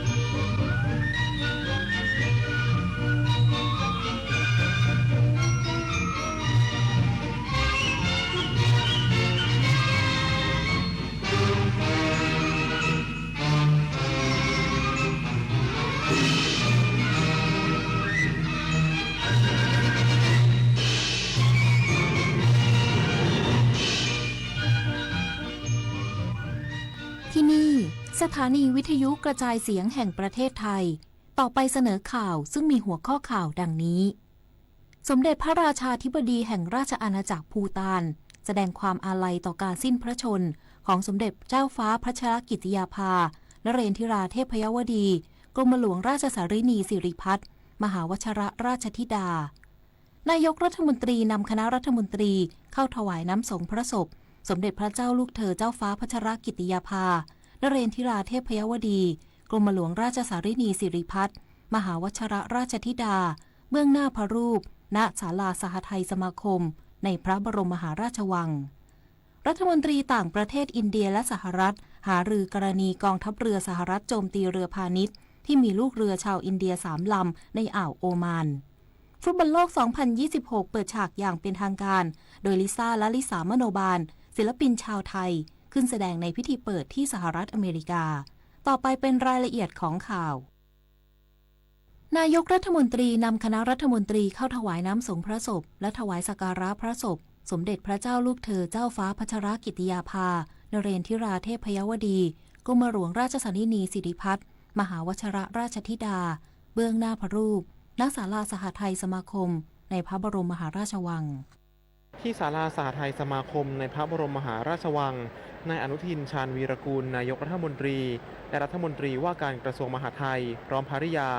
นำคณะรัฐมนตรีเข้าถวายน้ำสงฆ์พระศพและถวายสักการะพระศพสมเด็จพระเจ้าลูกเธอเจ้าฟ้าพัชรกิติยาภานเรนทิราเทพยวดีกรมหลวงราชสารินีสิริพัฒน์มหาวชิรราชธิดาเบื้องหน้าพระรูปซึ่งวันนี้สำนักพระราชวังเปิดการเข้าถวายน้ำสงฆ์และถวายสักการะพระศพได้จนถึงเวลา 12 นาฬิกาโดยตั้งแต่ช่วงเช้าประชาชนในเขตกรุงเทพมหานครและต่างจังหวัดเดินทางมารอเข้าถวายน้ำสงฆ์พระศพสมเด็จพระเจ้าลูกเธอเจ้าฟ้าพัชรกิติยาภานเรนทิราเทพยวดีกรมหลวงราชสารินีสิริพัฒน์มหาวชิรราชธิดาเบื้องหน้าพระรูปจำนวนมากด้วยหัวใจแห่งความจงรักภักดีและน้อมสำนึกในพระกรุณาธิคุณที่ทรงปฏิบัติพระกรณียกิจเพื่อประสบกนิกรชาวไทยโดยมีเจ้าหน้าที่พร้อมด้วยจิตอาสา คอยอำนวยความสะดวกตั้งแต่บริเวณจุดคัดกรองท้องสนามหลวงเข้ารอยังจุดพักคอยบริเวณอุโมงค์หน้าพระลานและเข้าบริเวณประตูมณีนพรัตน์เพื่อรอเข้าถวายสักการะเบื้องหน้าพระรูปณศาลาสหไทยสมาคมชวนันท์มาลีรายงานทั้งนี้สำนักพระราชวังกำหนดให้ประชาชนเข้าถวายน้ำสงฆ์พระศพเบื้องหน้าพระรูปสมเด็จพระเจ้าลูกเธอเจ้าฟ้าพัชรกิติยาภานเรศธิราเทพยวดีกรมหลวงราชสารินีสิริพัฒน์มหาวชรราชธิดาในวันนี้ตั้งแต่เวลา 8:30 นาทีถึง 12 นาฬิกาณศาลาสหไทยสมาคมในพระบรมมหาราชวังและกำหนดเคลื่อนพระศพสมเด็จพระเจ้าลูกเธอเจ้าฟ้าพัชรกิติยาภานเรศธิราเทพยวดีกรมหลวงราชสารินีสิริพัฒน์มหาวชรราชธิดาจากโรงพยาบาลจุฬาลงกรณ์ไปยังพระที่นั่งพิมานรัตยาในพระบรมมหาราชวังในเวลา 15:30 นาทีด้านกรมเจ้าท่าอำนวยความสะดวกการเดินทางให้กับประชาชนเข้าถวายน้ำสงฆ์และถวายสักการะพระศพสมเด็จพระเจ้าลูกเธอเจ้าฟ้าพัชรกิติยาภานเรศธิราเทพยวดีกรมหลวงราชสารินีสิริพัฒน์มหาวชรราชธิดาจัดเรือตรวจการให้บริการรับส่งประชาชนโดยไม่คิดค่าใช้จ่ายให้บริการในเส้นทางพื้นที่แม่น้ำเจ้าพระยา3เส้นทางรับที่ท่าเรือวัดอรุณและท่าเรือวัดระฆังนำส่งท่าเรือท่าช้างตั้งแต่วันนี้ถึง 27 มิถุนายนโดยเริ่มให้บริการตั้งแต่เวลา 14 นาฬิกาจนกว่าจะแล้วเสร็จภารกิจขณะที่องค์การขนส่งมวลชนกรุงเทพหรือขสมก.จัดรถชัตเทิลบัสให้บริการฟรีพร้อมแนะนำเส้นทางรถโดยสารประจำทางที่ผ่านบริเวณสนามหลวง6เส้นทางได้แก่เส้นทาง M1 สถานีท่าพระสนามหลวงเส้นทาง M2 สถานีสนามชัยสนามหลวงเส้นทาง M7 อนุสาวรีย์ชัยสมรภูมิสนามหลวงเส้นทาง M8 สถานีกลางกรุงเทพอภิวัตรสนามหลวงเส้นทาง M9 สายใต้ใหม่สนามหลวงและเส้นทาง M16 ประตูเทวาภิรมย์สนามหลวงให้บริการตั้งแต่เวลา 7 นาฬิกาเป็นต้นไปหรือจนกว่าประชาชนจะหมดนอกจากนี้ยังมีรถโดยสารขสมก.ผ่านสนามหลวงกว่า 18 เส้นทางเพื่ออำนวยความสะดวกแก่ประชาชนที่เดินทางจากพื้นที่ต่างๆช่วงบ่ายวันนี้จะมีการเชิญพระศพสมเด็จพระเจ้าลูกเธอเจ้าฟ้าพัชรกิติยาภานเรศธิราเทพยวดีกรมหลวงราชสารินีสิริพัฒน์มหาวชรราชธิดาจากโรงพยาบาลจุฬาลงกรณ์ไปยังพระบรมมหาราชวังกองบัญชาการตำรวจนครบาลประชาสัมพันธ์เส้นทางขบวนเชิญพระศพของสมเด็จพระเจ้าลูกเธอเจ้าฟ้าพัชรกิติยาภานเรศธิราเทพยวดีกรมหลวงราชสารินีสิริพัฒน์มหาวชรราชธิดาจากโรงพยาบาลจุฬาลงกรณ์สภากาชาดไทยไปยังพระที่นั่งพิมานรัตยาในพระบรมมหาราชวังโดยขบวนจะออกจากโรงพยาบาลจุฬาลงกรณ์ใช้เส้นทางถนนอังรีดูนังไปทางถนนพระราม 4เมื่อถึงแยก3ย่านเลี้ยวขวาเข้าถนนพญาไทถึงแยกพญาไทเลี้ยวซ้ายเข้าถนนศรีอยุธยาผ่านอุทยานเฉลิมพระเกียรติพระบาทสมเด็จพระบรมชนกาธิเบศรมหาภูมิพลอดุลยเดชมหาราชบรมนาถบพิตรผ่านวัดเบญจมบพิตรดุสิตวนารามราชวรวิหารเลี้ยวซ้ายเข้าถนนราชดำเนินนอกตรงตลอดไปตามเส้นทางถนนราชดำเนินกลางและถนนราชดำเนินในจากนั้นเลี้ยวขวาเข้าถนนหน้าพระลานเข้าทางประตูวิเศษชัยศรีจนถึงที่หมายพระที่นั่งพิมานรัตยาในพระบรมมหาราชวังในการนี้สถานีวิทยุกระจายเสียงแห่งประเทศไทย FM 92.5 เมกะเฮิรตซ์สวท AM 819 กิโลเฮิรตซ์และสวท AM 891 กิโลเฮิรตซ์จะเป็นแม่ข่ายให้สวทในส่วนภูมิภาคของกรมประชาสัมพันธ์และขอความร่วมมือสถานีวิทยุกระจายเสียงทุกสังกัดทั่วประเทศรวมถ่ายทอดเสียงการเคลื่อนพระศพสมเด็จพระเจ้าลูกเธอเจ้าฟ้าพัชรกิติยาภานเรศธิราเทพยวดีกรมหลวงราชสารินีสิริพัฒน์มหาวชรราชธิดาจากโรงพยาบาลจุฬาลงกรณ์สภากาชาดไทยไปยังพระที่นั่งพิมานรัตยาในพระบรมมหาราชวังโดยขอแจ้งเปลี่ยนเวลาการถ่ายทอดเสียงจากตั้งแต่เวลา 16:10 นาทีเป็นเวลา 15:40 นาทีและตั้งแต่เวลา 18:20 นาทีถ่ายทอดเสียงพระพิธีธรรมสวดพระอภิธรรมพระศพสมเด็จพระเจ้าลูกเธอเจ้าฟ้าพัชรกิติยาภานเรศธิราเทพยวดีกรมหลวงราชสารินีสิริพัฒน์มหาวชรราชธิดา ณพระที่นั่งพิมานรัตยาในพระบรมมหาราชวังจนเสร็จพิธี ประชาชนจำนวนมากเดินทางมาเฝ้ารับเสด็จขบวนเชิญพระศพสมเด็จพระเจ้าลูกเธอเจ้าฟ้าพัชรกิติยาภานเรนทิราเทพยวดีกรมหลวงราชสารินีสิริพัฒน์มหาวชรราชธิดาจากโรงพยาบาลจุฬาลงกรณ์ไปประดิษฐานณพระที่นั่งพิมานรัตยาในพระบรมมหาราชวังบรรยากาศที่อาคารภูมิสิริมังคลานุสรณ์โรงพยาบาลจุฬาลงกรณ์สภากาชาดไทยตั้งแต่ช่วงเช้ามีประชาชนจากพื้นที่ต่างๆของกรุงเทพมหานครและต่างจังหวัดเดินทางมาแสดงความอาลัยและเตรียมพร้อมเข้ารับเสด็จขบวนเชิญพระศพสมเด็จพระเจ้าลูกเธอเจ้าฟ้าพัชรกิติยาภานเรนทิราเทพยวดีกรมหลวงราชสารินีสิริพัฒน์มหาวชรราชธิดาจากโรงพยาบาลจุฬาลงกรณ์ไปประดิษฐานณพระที่นั่งพิมานรัตยาในพระบรมมหาราชวังในเวลา 15:30 น.โดยนางอรชรตรีทองชาวจังหวัดชุมพรและนางกาญจนิตสุวรรณโนชาวนครศรีธรรมราชต่างรู้สึกเสียใจต่อการสิ้นพระชนซึ่งตลอดระยะเวลาที่ผ่านมาทรงปฏิบัติพระกรณียกิจนานับประการเพื่อประสบนิกรชาวไทยซึ่งตั้งใจเดินทางมาแสดงความอาลัยและเฝ้ารับเสด็จขบวนเชิญพระศพด้วยความสำนึกในพระมหากรุณาธิคุณพระองค์ท่านทำสิ่งดีๆให้กับประชาชนของพระองค์ท่านเวลาน้ำท่วมพระองค์ท่านก็เสด็จไปดูแลเอาของไปแจกถ้าพระองค์ท่านไปไม่ทันพระองค์ท่านก็ส่งถุงยังชีพพวกนี้ไปแจกก่อนเพราะฉะนั้นแม่ก็เลยระลึกถึงพระคุณของพระองค์ท่านนะคะ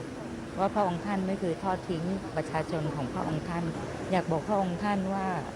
จะจงรักภักดีตลอดไปค่ะก็ทราบซึ้งในพระมหากรุณาธิคุณของพระองค์ท่านนะคะเลยค่ะมาน้อมส่งเสด็จพระองค์ท่านเห็นภาพที่แบบพระองค์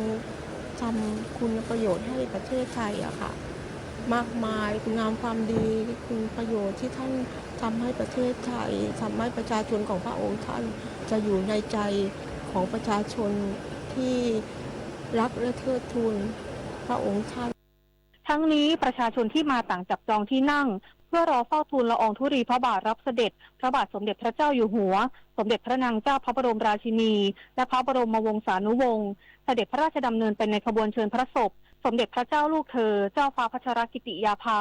นเรนทิราเทพยวดีกรมหลวงราชสารินีสิริพัฒน์มหาวชรราชธิดาโดยมีเจ้าหน้าที่ตำรวจและจิตอาสาคอยดูแลอำนวยความสะดวกแก่ประชาชนที่เดินทางมารวมถึงการดูแลด้านการจราจรโดยรอบพื้นที่จิรวรรณช่วยเท้ารายงานพระสงฆ์นิกรทั่วประเทศร่วมถวายน้ำสงฆ์พระศพเบื้องหน้าพระรูปและแสดงความอาลัยสมเด็จพระเจ้าลูกเธอเจ้าฟ้าพัชรกิติยาภานเรนทิราเทพยวดีกรมหลวงราชสารินีสิริพัฒน์มหาวชรราชธิดาเช่นที่จังหวัดพะเยาพระสงฆ์นิกรทุกหมู่เหล่า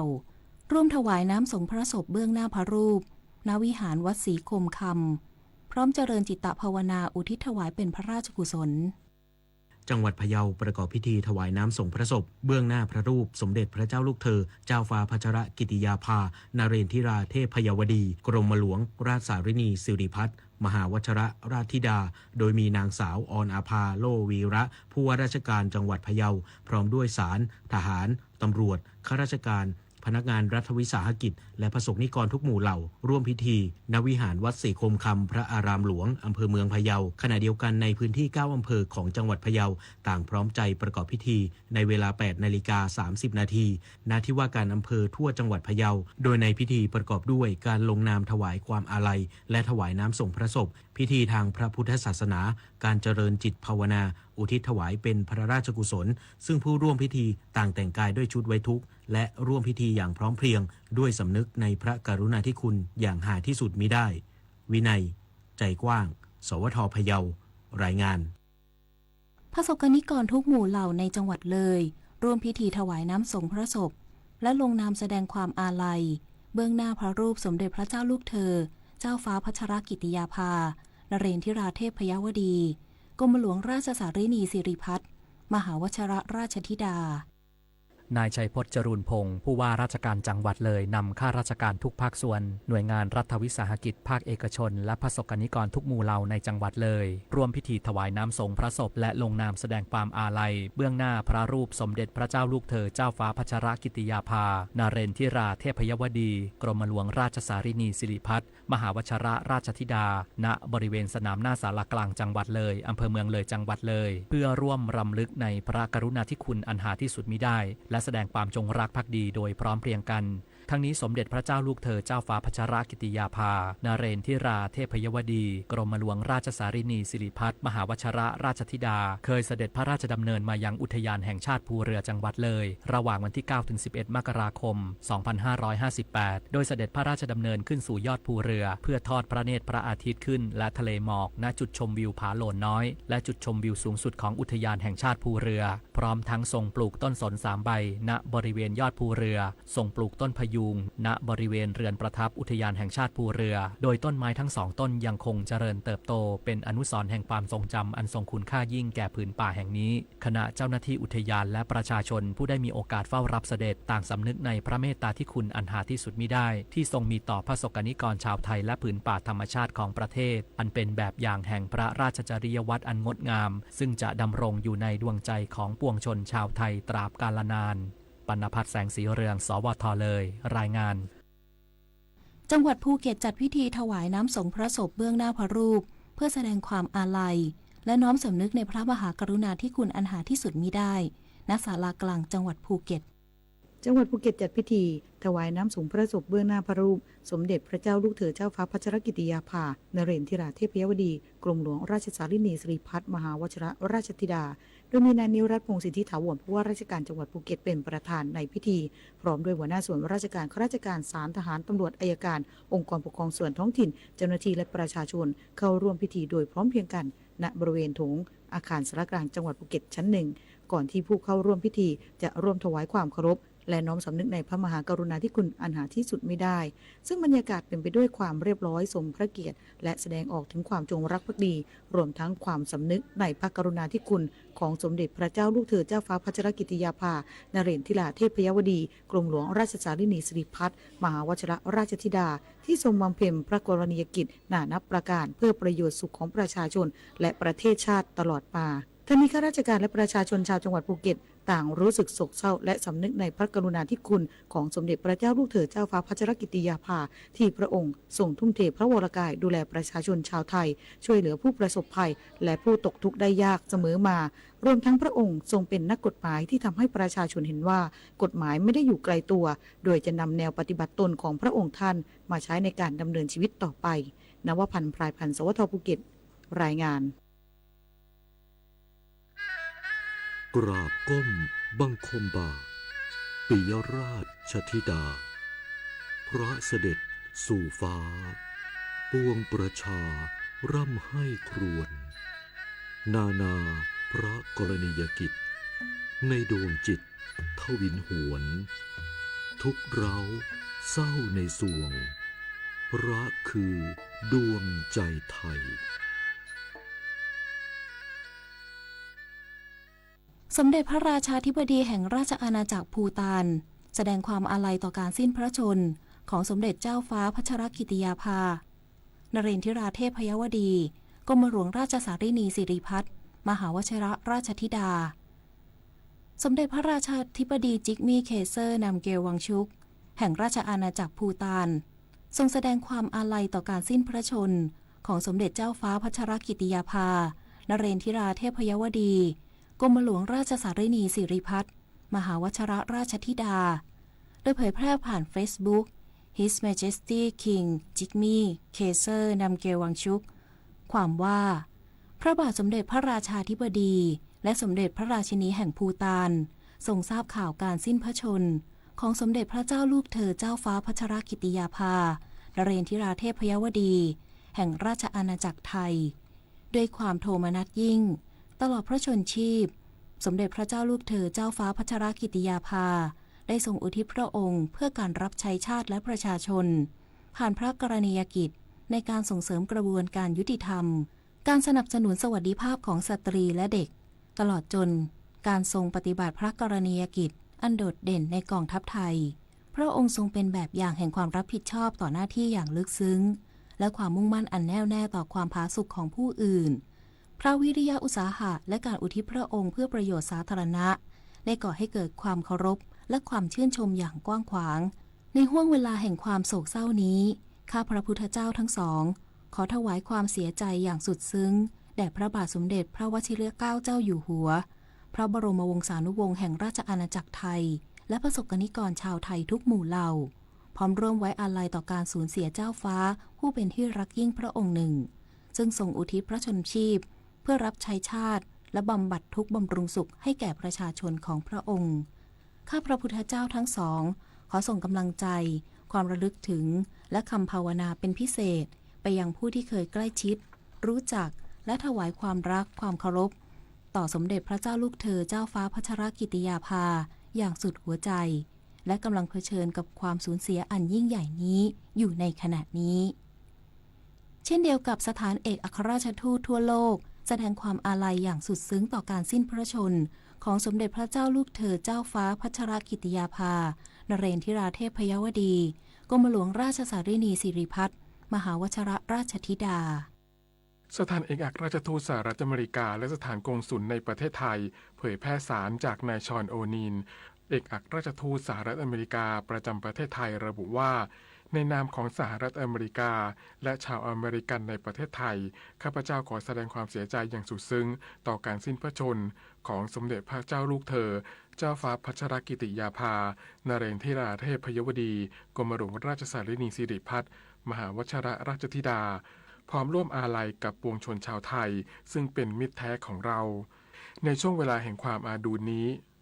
ด้านสถานเอกอัครราชทูตสหพันธรัฐรัสเซียประจำประเทศไทยแสดงความเสียใจอย่างสุดซึ้งต่อพระราชวงศ์รัฐบาลและประชาชนชาวไทยกับการสิ้นพระชนของสมเด็จพระเจ้าลูกเธอเจ้าฟ้าพัชรกิติยาภานเรนทิราเทพยวดีกรมหลวงราชสารินีสิริพัฒน์มหาวชิรราชธิดาพระองค์ทรงมีคุณูปการอันประเมินค่ามิได้ต่อการพัฒนาประเทศไทยทรงเป็นที่รักของประสบนิกรไทยอย่างแท้จริงและทรงได้รับการยกย่องอย่างสูงในต่างประเทศ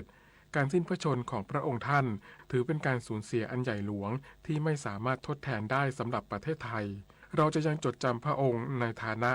พระราชวงศ์ผู้ทรงคุณค่าแห่งชาติไทยพระองค์ได้ส่งเสริมมิตรภาพและสร้างความร่วมมือระหว่างรัสเซียและไทยมาโดยตลอดเช่นเดียวกับสถานเอกอัครราชทูตฝรั่งเศสประจำประเทศไทย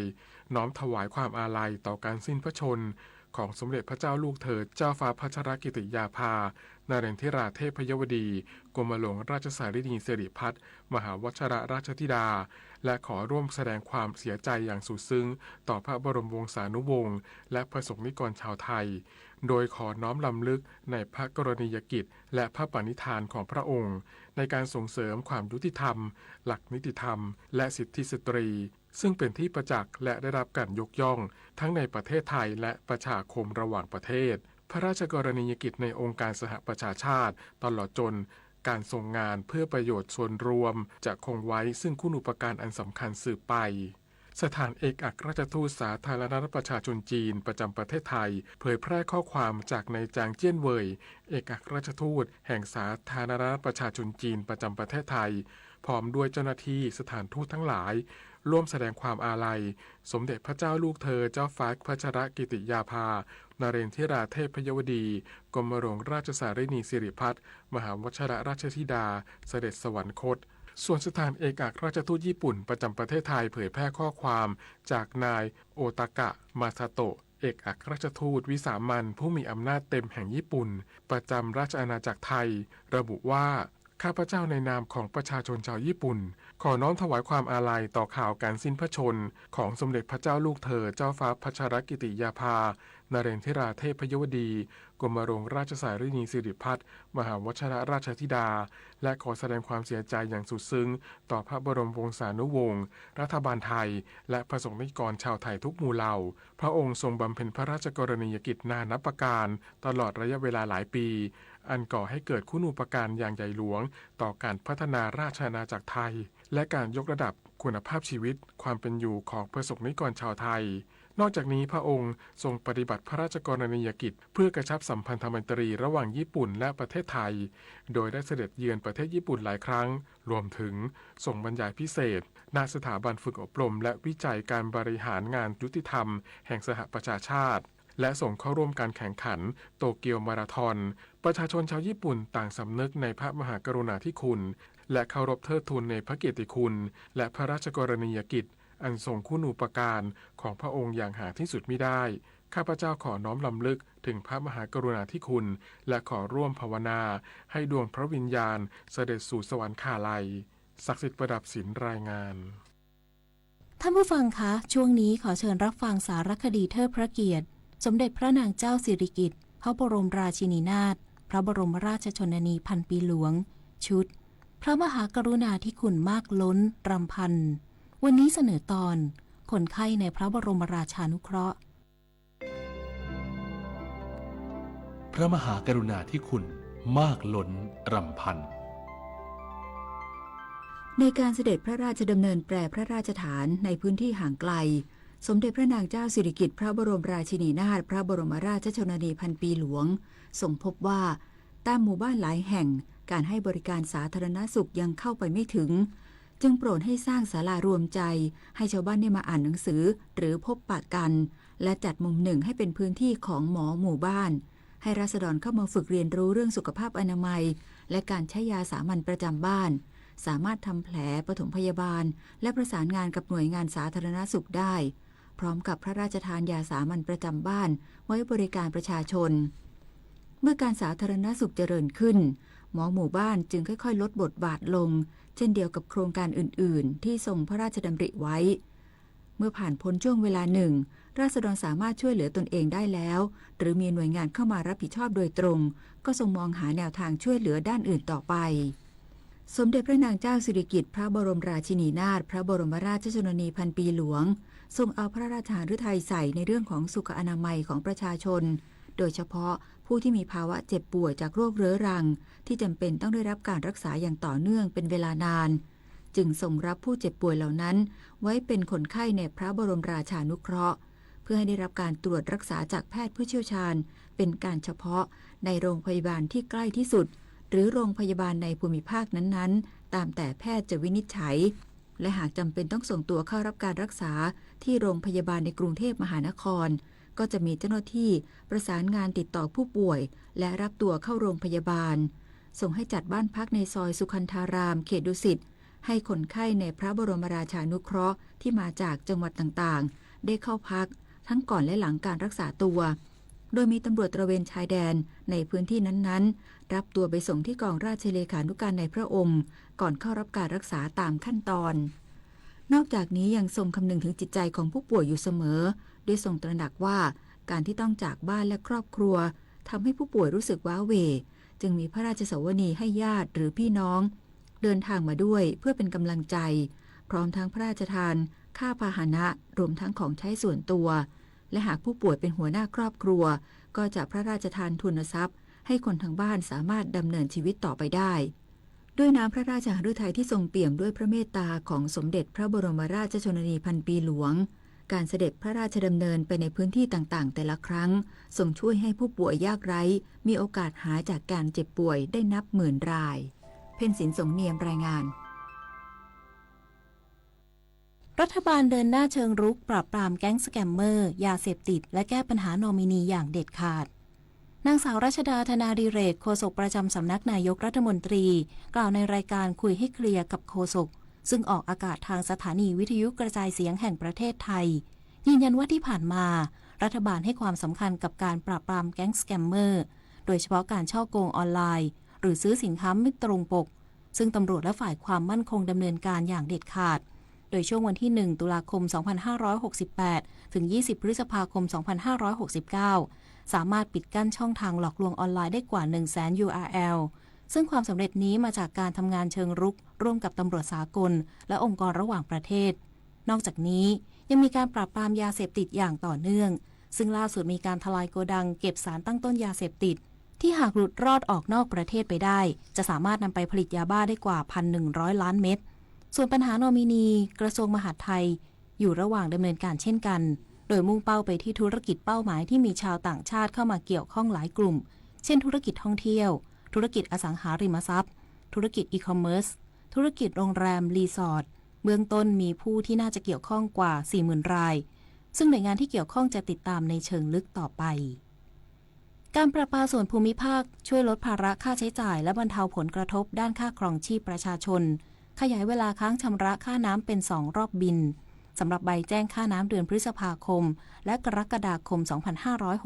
2569 นายจักรพงษ์คำจันทร์ผู้ว่าการประปาส่วนภูมิภาคหรือกปภ.เปิดเผยว่ากปภ.ให้ความสำคัญกับการดูแลคุณภาพชีวิตประชาชนตามนโยบายของรัฐบาลและกระทรวงมหาดไทยที่มุ่งช่วยลดภาระค่าใช้จ่ายและบรรเทาผลกระทบด้านค่าครองชีพประชาชนจึงขยายเวลาค้างชำระค่าน้ำเป็น2รอบบินจากเดิม1รอบบิน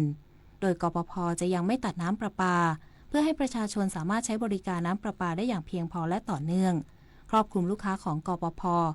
234 สาขาในพื้นที่ 74 จังหวัดทั่วประเทศตั้งแต่วันที่ 1 พฤษภาคมถึง 31 กรกฎาคม 2569 หรือรอบบินเดือนเมษายนและมิถุนายนซึ่งได้รับใบแจ้งค่าน้ำเดือนพฤษภาคมและกรกฎาคม 2569 เช่นหากค้างชำระค่าน้ำและตัดน้ำในเดือนมิถุนายนจะขยายเป็นตัดน้ำในเดือนกรกฎาคมหากค้างชำระค่าน้ำและตัดน้ำในเดือนกรกฎาคมขยายเป็นตัดน้ำในเดือนสิงหาคมเป็นต้น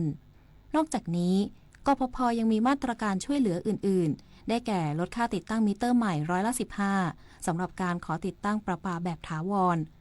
เฉพาะส่วนเหมาจ่ายที่มีระยะห่างจากท่อเมนจ่ายน้ำประปาไม่เกิน10 เมตรไม่รวมส่วนวางท่อภายในบ้านผ่อนชำระค่าติดตั้งมิเตอร์สูงสุด12 เดือนและให้บริการน้ำดื่มสะอาดฟรีณจุดบริการน้ำดื่มสะอาดมินิสเตชันทั่วประเทศกรมควบคุมโรคเปิดเผยหลังติดตามผู้เดินทางครบ21 วันตามมาตรการเฝ้าระวังยืนยันไม่พบผู้ป่วยอีโบลาในไทยมั่นใจความเสี่ยงของคนไทยโดยรวมยังอยู่ในระดับต่ำนายแพทย์มนเทียนคณาสวัสดิ์อธิบดีกรมควบคุมโรคกล่าวว่าปัจจุบันหลายประเทศยังคงติดตามสถานการณ์การระบาดของโรคติดเชื้อไวรัสอีโบลาอย่างใกล้ชิดซึ่งจากการยกระดับมาตรการเฝ้าระวังตามมติคณะกรรมการโรคติดต่อแห่งชาติในการดำเนินการกักกันกรณีไม่มีอาการและแยกกักกรณีมีอาการเป็นระยะเวลาอย่างน้อย21 วันกรมควบคุมโรคได้ดำเนินการคัดกรองและติดตามผู้เดินทางที่เข้าสู่ระบบกักกันโรคจำนวนทั้งสิ้น16 รายในจำนวนนี้ครบกำหนดการติดตามอาการ21 วันแล้ว1 รายเดินทางออกจากประเทศไทยแล้ว2 รายและอยู่ระหว่างการติดตามอาการ13 รายจนถึงปัจจุบันไม่พบผู้มีอาการเข้าเกณฑ์สอบสวนโรคหรือผู้ป่วยโรคติดเชื้อไวรัสอีโบลาในประเทศไทยด้านนายแพทย์ดิเรกคำแป้นรองอธิบดีกรมควบคุมโรคย้ำว่าขณะนี้ประเทศไทยยังไม่พบผู้ป่วยโรคติดเชื้อไวรัสอีโบลาทั้งรายสงสัยและรายยืนยัน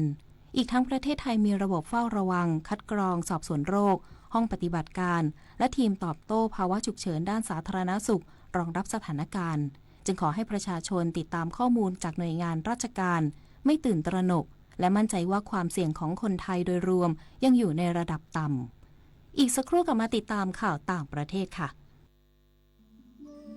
วัฒนธรรมไทยคือพลังที่เชื่อมอาเซียนจากรอยยิ้มอาหารดนตรีและประเพณีสู่การเรียนรู้แบ่งปันและเติบโตไปด้วยกันการท่องเที่ยวสร้างมิตรภาพศิลปะเชื่อมความเข้าใจและความหลากหลายคือหัวใจของภูมิภาคนี่คืออัตลักษณ์ร่วมที่ทำให้ไทยและอาเซียนก้าวไปข้างหน้าอย่างยั่งยืนอาเซียนสังคมเดียวกันก้าวไปด้วยกันต่อไปเป็นข่าวต่างประเทศค่ะดร.สุพรหมยมชัยสังกระรัฐมนตรีต่างประเทศอินเดียเปิดเผยผ่านเครือข่ายสังคมออนไลน์ X ที่ระบุว่าเขาได้หารือทางโทรศัพท์กับนายมาโกรูบิโอรัฐมนตรีต่างประเทศสหรัฐเมื่อช่วงเช้าของวันนี้เพื่อประท้วงกรณีที่กองทัพสหรัฐโจมตีเรือพาณิชย์จำนวน3 ลำซึ่งมีลูกเรือส่วนใหญ่เป็นชาวอินเดียในอ่าวโอมานในช่วงไม่กี่วันที่ผ่านมาทำให้ลูกเรือชาวอินเดียเสียชีวิต3 รายรัฐมนตรีต่างประเทศอินเดียเน้นย้ำว่าการที่กองทัพสหรัฐโจมตีเรือเหล่านี้ถือเป็นการกระทำที่ร้ายแรงและไม่มีความรับผิดชอบหรือความสมเหตุสมผลอย่างไรก็ตามกระทรวงการต่างประเทศสหรัฐยังไม่ได้แสดงความคิดเห็นเกี่ยวกับการหารือครั้งล่าสุดระหว่างรัฐมนตรีต่างประเทศอินเดียและสหรัฐ ทั้งนี้อินเดียเป็นหนึ่งในประเทศที่ส่งลูกเรือไปปฏิบัติงานบนเรือพาณิชย์มากที่สุดในโลกโดยในปี 2568 มีลูกเรือชาวอินเดียที่ปฏิบัติงานอยู่มากกว่า 320,000 คนสำนักข่าว AFP รายงานโดยอ้างแถลงการร่วมของนายอันโตนิโอ คอสตาประธานคณะรัฐมนตรีของสหภาพยุโรปหรือ EU และนางเออร์ซูลา ฟอนเดอร์เลเยนประธานคณะกรรมาธิการยุโรปที่ระบุว่า EU เตรียมกลับมาเริ่มกระบวนการเจรจาในการรับยูเครนและมอลโดวาเข้าร่วมเป็นสมาชิก EU อีกครั้งในวันที่ 15 มิถุนายนนี้หลังจากรัฐบาลฮังการีชุดใหม่ภายใต้การนำของนายกรัฐมนตรีปีเตอร์มาจาเห็นพ้องที่จะยกเลิกการใช้สิทธิยับยั้งหรือวีโต้เพื่อขัดขวางไม่ให้ยูเครนสามารถเข้ามาเป็นสมาชิก EU ซึ่งเกิดในสมัยอดีตนายกรัฐมนตรีวิกเตอร์ ออร์บานแห่งฮังการีด้านประธานาธิบดีโวโลดิเมียร์ เซเลนสกี้ผู้นำยูเครนแสดงความขอบคุณบรรดาผู้นำสหภาพยุโรปที่ประกาศจะเริ่มเจรจาที่จะทำให้ยูเครนกลายเป็นสมาชิกสหภาพยุโรปอีกครั้งพร้อมเน้นย้ำว่าการประกาศดังกล่าวถือเป็นก้าวสำคัญอันแข็งแกร่งสำหรับอนาคตของยุโรปสำนักข่าวต่างประเทศรายงานโดยอ้างแถลงการของคณะกรรมาการยุโรปซึ่งทำหน้าที่เป็นฝ่ายบริหารของสหภาพยุโรปหรือ EU เมื่อวันศุกร์ที่ผ่านมาที่เสนอชุดมาตรการต่างๆรวมถึงการสนับสนุนทางการเงินมูลค่า540ล้านยูโรและการปรับเปลี่ยนนโยบายเกษตรร่วมของ EU โดยมีจุดประสงค์เพื่อช่วยเหลือเกษตรกรรับมือกับราคาปุ๋ยที่เพิ่มสูงขึ้นซึ่งเป็นผลมาจากสถานการณ์ความตึงเครียดทางภูมิรัฐศาสตร์และการหยุดชะงักของอุปทานในช่วงหลายเดือนที่ผ่านมาด้านนายคริสตอฟ ฮันเซนกรรมาธิการยุโรปด้านการเกษตรและอาหารแห่งสหภาพยุโรปเชื่อว่ามาตรการดังกล่าวจะทำให้การสนับสนุนภายใต้นโยบายเกษตรร่วมมีความยืดหยุ่นมากขึ้น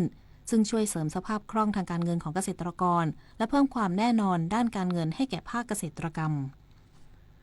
สำนักข่าวซินหัวรายงานโดยอ้างแถลงการของนายพงษ์ไซศักดิ์อินทารัตน์รัฐมนตรีช่วยว่าการกระทรวงแรงงานและสวัสดิการสังคมของลาวเนื่องในโอกาสวันต่อต้านการใช้แรงงานเด็กโลกซึ่งตรงกับวันที่ 12 มิถุนายนของทุกปีระบุว่ารัฐบาลลาวยังคงมีความมุ่งมั่นขจัดปัญหาการใช้แรงงานเด็กทุกรูปแบบและคุ้มครองสิทธิและความเป็นอยู่ที่ดีของเด็กมาโดยตลอดเนื่องจากเด็กเป็นทรัพยากรอันทรงคุณค่าของชาติและเป็นผู้สืบทอดการพัฒนาประเทศในอนาคต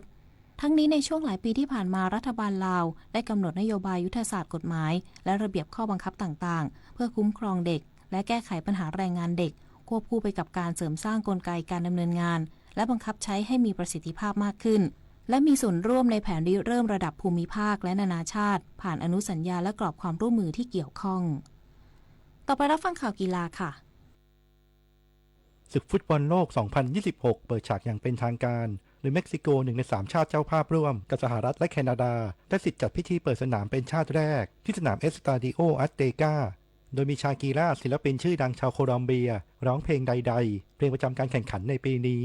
ส่วนลิซ่าลาลิสามโนบาลศิลปินสาวชาวไทยขึ้นแสดงในพิธีเปิดที่สหรัฐก่อนเกมเจ้าภาพสหรัฐพบกับปารากวัยสำหรับการแข่งขันในกลุ่ม B แคนาดาเสมอกับบอสเนีย1-1แบ่งไปทีมละ1แต้มการแข่งขันแบดมินตัน World Tour Super 500 Australian Open 2026 ที่เมืองซิดนีย์ประเทศออสเตรเลียในรอบก่อนรองชนะเลิศหญิงเดี่ยวพลปวีช่อชูวงมือ2ของรายการและมือ8ของโลกโชว์ฟอร์มได้อย่างเหนือชั้นตบเอาชนะหวงหยูซุนมืออันดับ31ของโลกจากไต้หวัน21-15ทั้ง2เกมผ่านสู่รอบรองชนะเลิศไปพบกับโนโซมิโอกุฮาระมืออันดับ12ของโลกจากญี่ปุ่นขณะที่คู่ผสมรุธนภักอูบทองกับเชิญนิชาสุดใจประภารัตน์คู่มือวางอันดับ3ของรายการและคู่มืออันดับ13ของโลกช่วยกันตบเอาชนะชันยิงชักกับอึ้งซื่อเหยาคู่มืออันดับ45ของโลกจากฮ่องกง2-0เกม21-15 21-19และเข้ารอบรองชนะเลิศไปพบกับเกาซินวากับเฉินฟางหุยคู่มืออันดับ7ของโลกจากจีนกอล์ฟ LPGA ทัวร์ประเภททีม2คนรายการดาวแชมเปี้ยนชิพชิงชัยสโตรกเพย์72หลุมพา70ที่รัฐมิชิแกนสหรัฐอเมริกาในรอบแรกโปรแหวนพรอนงเพชรล้ำที่จับคู่กับโปรเปียโนอภิชยายุบลเป็นทีมสาวไทยที่ทำผลงานได้ดีสุดหลังจบด้วยสกอร์อีเวนพารังอันดับ16ร่วมด้านสุวิทยาวินิจฉัยธรรมที่จับคู่กับเฉียนเพ่ยหวินจากไต้หวันทำสกอร์1โอเวอร์พารังอันดับ27ร่วมส่วนผู้นำหลังจบรอบแรกมีทีมทำสกอร์เท่ากันที่3อันเดอร์พาขยับขึ้นมารั้งจ่าฝูงร่วมกัน3ทีมประกอบด้วยคู่ของคามิลบอยจากสหรัฐอเมริกากับมิเชลจางจากจีนนิโคลบรอดเอสทรูปจากเดนมาร์กกับเกมมาไดรเบิร์กจากสกอตแลนด์และเกอร์ลินคอร์จากสหรัฐอเมริกาที่จับคู่กับ ฮีรานาวีดจากออสเตรเลียทีมฟุตบอลชายทีมชาติไทยรุ่นอายุไม่เกิน19ปีลงฝึกซ้อมที่เทราดานสเตเดียมประเทศอินโดนีเซียเตรียมความพร้อมทำการแข่งขันฟุตบอลชิงแชมป์อาเซียนรุ่นอายุไม่เกิน19ปี2026รอบชิงชนะเลิศที่จะพบกับออสเตรเลียการฝึกซ้อมครั้งนี้โค้ชโบจักรพันธ์ปั่นปีหัวหน้าโค้ชเน้นไปที่การฟื้นฟูสภาพร่างกายของผู้เล่นให้พร้อมที่สุดกับเกมรอบชิงชนะเลิศในวันนี้รวมไปถึงการแก้ไขข้อผิดพลาดทั้งเกมรุกและเกมรับขณะที่จิรพงษ์แช่มสกุลกองหลังทีมชาติไทยชุด U19 จากสโมสรบ้านบึง FC กล่าวว่าดีใจที่ทำตามเป้าหมายได้คือการเข้ารอบชิงชนะเลิศต้องขอบคุณเพื่อนๆทุกคนที่ช่วยกันเล่นออสเตรเลียเป็นผู้เล่นที่มีรูปร่างสูงใหญ่ในเกมรับต้องแย่งชิงจังหวะเล่นให้ได้ก่อนคู่แข่งต้องทำให้คู่แข่งเล่นได้ยากที่สุดและต้องมีสมาธิตลอดทั้งเกม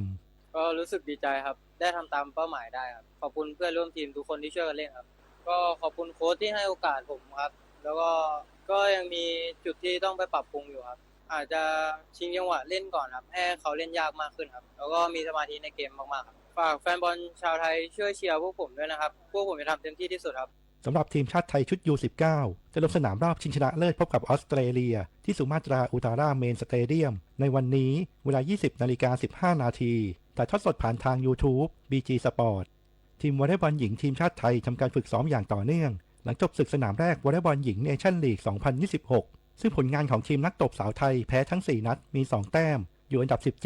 โดยเตรียมลุยศึกเนชั่นลีกสัปดาห์ที่ 2 นัดแรกที่อินดอร์สเตเดียมหัวหมากวันที่ 17 มิถุนายนพบยูเครนวันที่ 18 มิถุนายนพบบัลแกเรียวันที่ 20 มิถุนายนพบแคนาดา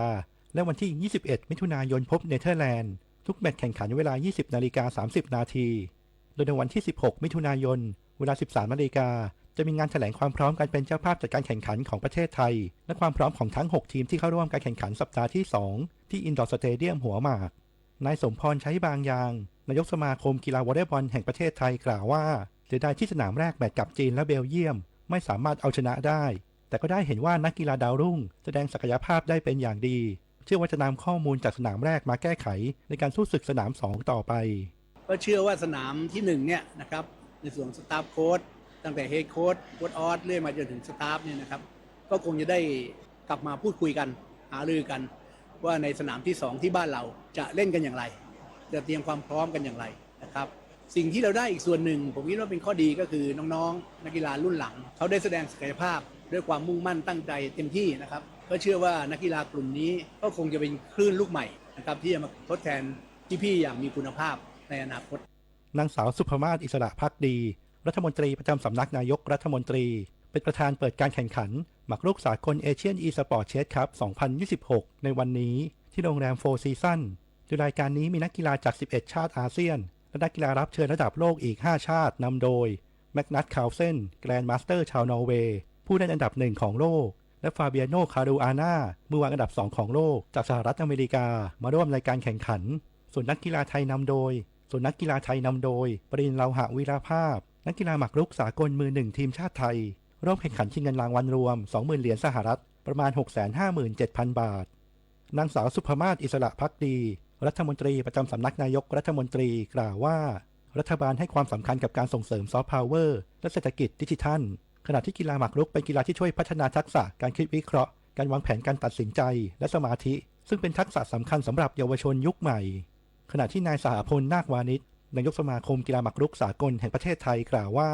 การแข่งขันรายการนี้มีวัตถุประสงค์เพื่อส่งเสริมและเผยแพร่กีฬาหมากรุกสากลให้เป็นที่รู้จักในวงกว้างรวมทั้งเปิดโอกาสให้ผู้สนใจได้สัมผัสบรรยากาศการแข่งขันอย่างใกล้ชิดและได้พบกับนักกีฬาระดับโลกนอกจากนี้ยังเป็นการวางแนวทางในการพัฒนานักกีฬาของไทยให้ไปสู่ระดับโลกในรายการแข่งขันครั้งนี้เนี่ยเราก็มีนักกีฬาระดับท็อปของอาเซียนนะครับมาแข่งขันในรายการนี้แล้วก็ทั้งนี้ทั้งนั้นเลยเนี่ยเราก็ได้แมกนัส คาร์ลเซนซึ่งเป็นมือ1ของโลกนะครับก็จะเข้าร่วมการแข่งขันรายการนี้ด้วยรวมกระทั่งคุณฟาเบียโน คารูอาน่าซึ่งเป็นมือ2ของโลกนะครับก็เข้ามาแข่งขันรายการนี้ด้วยรายการของเราเนี่ยก็คือว่าก็จะดูว่าพัฒนาส่งเสริมเยาวชนส่งเสริมผู้สนใจเกมกีฬาที่วางแผนอย่างเงี้ยจะทำยังไงบ้างก็คงจะดูกันในรายละเอียดต่อไปนะครับแต่ครั้งนี้ก็คือเป็นการจุดประกายเป็นมายสโตนนะครับในครั้งแรกมาดูว่าเราจะทำยังไงให้มันกีฬาชนิดนี้เราไปทัดเทียมคู่แข่งในอาเซียนและก็ในระดับโลก สมาคมกีฬากอล์ฟแห่งประเทศไทยคัดเลือก 24 นักกอล์ฟเยาวชนไทยเข้าร่วมโครงการ Play with Pro 2026 เพื่อเปิดโอกาสให้ได้เรียนรู้และออกรอบร่วมกับนักกอล์ฟอาชีพอย่างใกล้ชิดโดยประเดิมสนามแรกร่วมกับสมาคมกีฬากอล์ฟอาชีพแห่งประเทศไทยนำโดยโปรพรหมมีสวัสดิ์โปรพิรดลปัญญาชนะเศรษฐ์โปรจักรนาถอินมีและโปรกิติพงษ์ไพฑูรย์เจริญสุขร่วมถ่ายทอดประสบการณ์และเทคนิคการเล่นและแนวคิดการวางแผนเกมจากสถานการณ์จริงในสนามแบบตัวต่อตัวที่สนาม Watermill Golf Club and Resort จังหวัดนครนายกโดยมี4นักกอล์ฟเยาวชนคือนัทอินทระพระนายเหรียญไกรสรัญพงษ์หงส์อมตะและพีรพัฒน์อุดมรัตนานนท์สำหรับ Play with Pro 2026 จะจัดต่อเนื่อง6สนามโดยสนามต่อไปจะมีขึ้นร่วมกับ Thai LPGA Tour ในรายการสิงห์ NSF Lady Championship 2026 ที่ The Vintage Club จังหวัดสมุทรปราการในวันที่ 7 กรกฎาคมนี้พิจิตร กาญจนกุลรายงานฟ้าสลัวมัวแสงระวีส่องนกหยุดร้องวังเวงให้เงียบเหงามองฟ้าวันนี้เป็นสีเทาอกประชาหมองเศร้าระทมสวงด้วยพระราชธิดาพระองค์ใหญ่เสด็จคันไลสู่แดนสวงเสียงร่ำไห้สะท้อนสถานสวงพระเป็นดั่งดวงใจไทยประชารู้รักภาษาไทยโดยความร่วมมือของสำนักงานราชบัณฑิตยสภาและกรมประชาสัมพันธ์วันนี้เสนอคำว่าจนจำนนคำว่าจนเขียนจอจานนอหนูมีหลายความหมายความหมายหนึ่งคืออัตคัดขัดสนฝืดเคืองมีเงินไม่พอยังชีพเช่นเมื่อยังเด็กเขาจนมากครอบครัวต้องหาของป่ามาประทังชีวิตอีกความหมายหนึ่งคือแพ้ไม่มีทางสู้เช่นแดงเล่นหมากรุกเก่งมากทำให้คู่เล่นจนในกระดานเสมอคำว่าจนมีความหมายว่าไม่มีทางสู้หาเหตุผลหรือข้อโต้แย้งมาสู้หรือหักล้างไม่ได้ใช้ในการสู้รบการโต้เถียงหรือการต่อสู้ทางคดีความคำว่าจนแพลงเป็นจำนนก็ได้เช่นผู้ถูกกล่าวหาจำต้องสารภาพผิดเพราะจำนนต่อหลักฐานในบางบริบทคำว่าจำนนใช้คำว่าจนแทนไม่ได้เช่นเขายอมตายแต่ไม่ยอมจำนนแก่ศัตรูผู้มีคำถามการใช้ภาษาไทยสอบถามได้ที่ www.orst.go.th ร่วมเป็นเจ้าภาพงานระดับโลกจัดขึ้นในประเทศไทยการประชุมสภาผู้ว่าการกองทุนการเงินระหว่างประเทศและกลุ่มธนาคารโลก 12-18 ตุลาคมณศูนย์การประชุมแห่งชาติสิริกิติ์ด้วยแนวคิดโลกทัศน์ใหม่ของไทยเพิ่มศักยภาพคนสร้างภูมิคุ้มกันในโลกที่ท้าทายมาร่วมเป็นส่วนหนึ่งของการประชุมครั้งประวัติศาสตร์เพื่อปรับตัวสู่อนาคตร่วมกันอย่างมั่นคงต่อไปเป็นพยากรณ์อากาศค่ะพยากรณ์อากาศ24ชั่วโมงข้างหน้าบริเวณภาคเหนือภาคตะวันออกและภาคใต้มีฝนตกหนักบางแห่งเนื่องจากมรสุมตะวันตกเฉียงใต้กำลังปานกลางพัดปกคลุมทะเลอันดามันประเทศไทยและอ่าวไทยประกอบกับหย่อมความกดอากาศต่ำปกคลุมบริเวณประเทศเมียนมาตอนบนขอให้ประชาชนระมัดระวังอันตรายจากฝนตกหนักและฝนที่ตกสะสมซึ่งอาจทำให้เกิดน้ำท่วมฉับพลันและน้ำป่าไหลหลากโดยเฉพาะพื้นที่เสี่ยงใกล้ทางน้ำไหลผ่านและพื้นที่ลุ่มสำหรับคลื่นลมบริเวณทะเลอันดามันตอนบนมีกำลังปานกลางมีคลื่นสูง 1-2 เมตรส่วนทะเลอันดามันตอนล่างและอ่าวไทยมีคลื่นสูงประมาณ1 เมตรบริเวณที่มีฝนฟ้าคะนองคลื่นสูงมากกว่า2 เมตรขอให้ชาวเรือบริเวณทะเลอันดามันและอ่าวไทยเดินเรือด้วยความระมัดระวังหลีกเลี่ยงการเดินเรือในบริเวณที่มีฝนฟ้าคะนองพยากรณ์อากาศตั้งแต่เที่ยงวันนี้ถึงเที่ยงวันพรุ่งนี้ภาคเหนือมีฝนฟ้าคะนอง170ของพื้นที่และมีฝนตกหนักบางแห่งบริเวณจังหวัดแม่ฮ่องสอนเชียงใหม่เชียงรายลำพูนลำปางน่านกำแพงเพชรตากพิษณุโลกอุณหภูมิสูงสุด 32-35 องศาเซลเซียสภาคตะวันออกเฉียงเหนือฝนฟ้าคะนอง160ของพื้นที่ส่วนมากบริเวณจังหวัดเลยหนองคายบึงกาฬหนองบัวลำพูอุดรธานีสกลนครนครพนมชัยภูมินครราชสีมาบุรีรัมย์สุรินทร์ศรีสะเกษอุบลราชธานีอุณหภูมิสูงสุด 33-36 องศาเซลเซียสภาคกลางมีฝนฟ้าคะนอง160ของพื้นที่ส่วนมากบริเวณจังหวัดนครสวรรค์อุทัยธานีสระบุรีสุพรรณบุรีพระนครศรีอยุธยากาญจนบุรีราชบุรีนครปฐมสมุทรสาครอุณหภูมิสูงสุด 34-36 องศาเซลเซียสภาคตะวันออกมีฝนฟ้าคะนอง160ของพื้นที่และมีฝนตกหนักบางแห่งบริเวณจังหวัดระยองจันทบุรีและตราดอุณหภูมิสูงสุด 32-35 องศาเซลเซียส ลมตะวันตกเฉียงใต้ความเร็ว 15-30 กิโลเมตรต่อชั่วโมงทะเลมีคลื่นสูงประมาณ 1 เมตร บริเวณที่มีฝนฟ้าคะนองคลื่นสูงมากกว่า 2 เมตร ภาคใต้ฝั่งตะวันออกมีฝนฟ้าคะนอง140ของพื้นที่ส่วนมากบริเวณจังหวัดสุราษฎร์ธานีนครศรีธรรมราชพัทลุงสงขลาปัตตานียะลานราธิวาสอุณหภูมิสูงสุด 33-35 องศาเซลเซียสลมตะวันตกเฉียงใต้ความเร็ว 15-30 กิโลเมตรต่อชั่วโมงทะเลมีคลื่นสูงประมาณ 1 เมตร บริเวณที่มีฝนฟ้าคะนองคลื่นสูงมากกว่า 2 เมตร ภาคใต้ฝั่งตะวันตกมีฝนฟ้าคะนอง140ของพื้นที่และมีฝนตกหนักบางแห่งบริเวณจังหวัดกระบี่ตรังสตูลอุณหภูมิสูงสุด 32-35 องศาเซลเซียสตั้งแต่จังหวัดภูเก็ตขึ้นมาลมตะวันตกเฉียงใต้ความเร็ว 15-35 กิโลเมตรต่อชั่วโมงทะเลมีคลื่นสูง 1-2 เมตรบริเวณที่มีฝนฟ้าคะนองคลื่นสูงมากกว่า 2 เมตรตั้งแต่จังหวัดกระบี่ลงไปลมตะวันตกเฉียงใต้ความเร็ว 15-30 กิโลเมตรต่อชั่วโมงทะเลมีคลื่นสูงประมาณ 1 เมตรบริเวณที่มีฝนฟ้าคะนองคลื่นสูงมากกว่า 2 เมตรส่วนกรุงเทพมหานครและปริมณฑลมีฝนฟ้าคะนอง160ของพื้นที่อุณหภูมิสูงสุด 33-35 องศาเซลเซียสสภาวะระดับน้ำในแม่น้ำเจ้าพระยาที่หน้ากองบัญชาการกองทัพเรือคำนวณโดยกรมอุทกศาสตร์กองทัพเรือวันพรุ่งนี้น้ำขึ้นเต็มที่เวลา 3:13 นาทีสูงกว่าระดับทะเลปานกลาง88เซนติเมตรและเวลา 20:44 นาทีสูงกว่าระดับทะเลปานกลาง1เมตร8เซนติเมตรน้ำลงเต็มที่เวลา 0:02 นาทีสูงกว่าระดับทะเลปานกลาง65เซนติเมตรและเวลา 12:53 นาทีต่ำกว่าระดับทะเลปานกลาง95เซนติเมตรวันนี้ที่ประภาคารกาญจนาภิเษกแหลมพรหมเทพจังหวัดภูเก็ตดวงอาทิตย์ตกเวลา 18:44 นาทีกรุงเทพมหานครดวงอาทิตย์ตกเวลา 18:46 นาทีต่อไปรับฟังข่าวบริการค่ะศูนย์บริการโลหิตแห่งชาติสภากาชาดไทยขอเชิญชวนเยาวชนคนรุ่นใหม่และประชาชนทั่วไป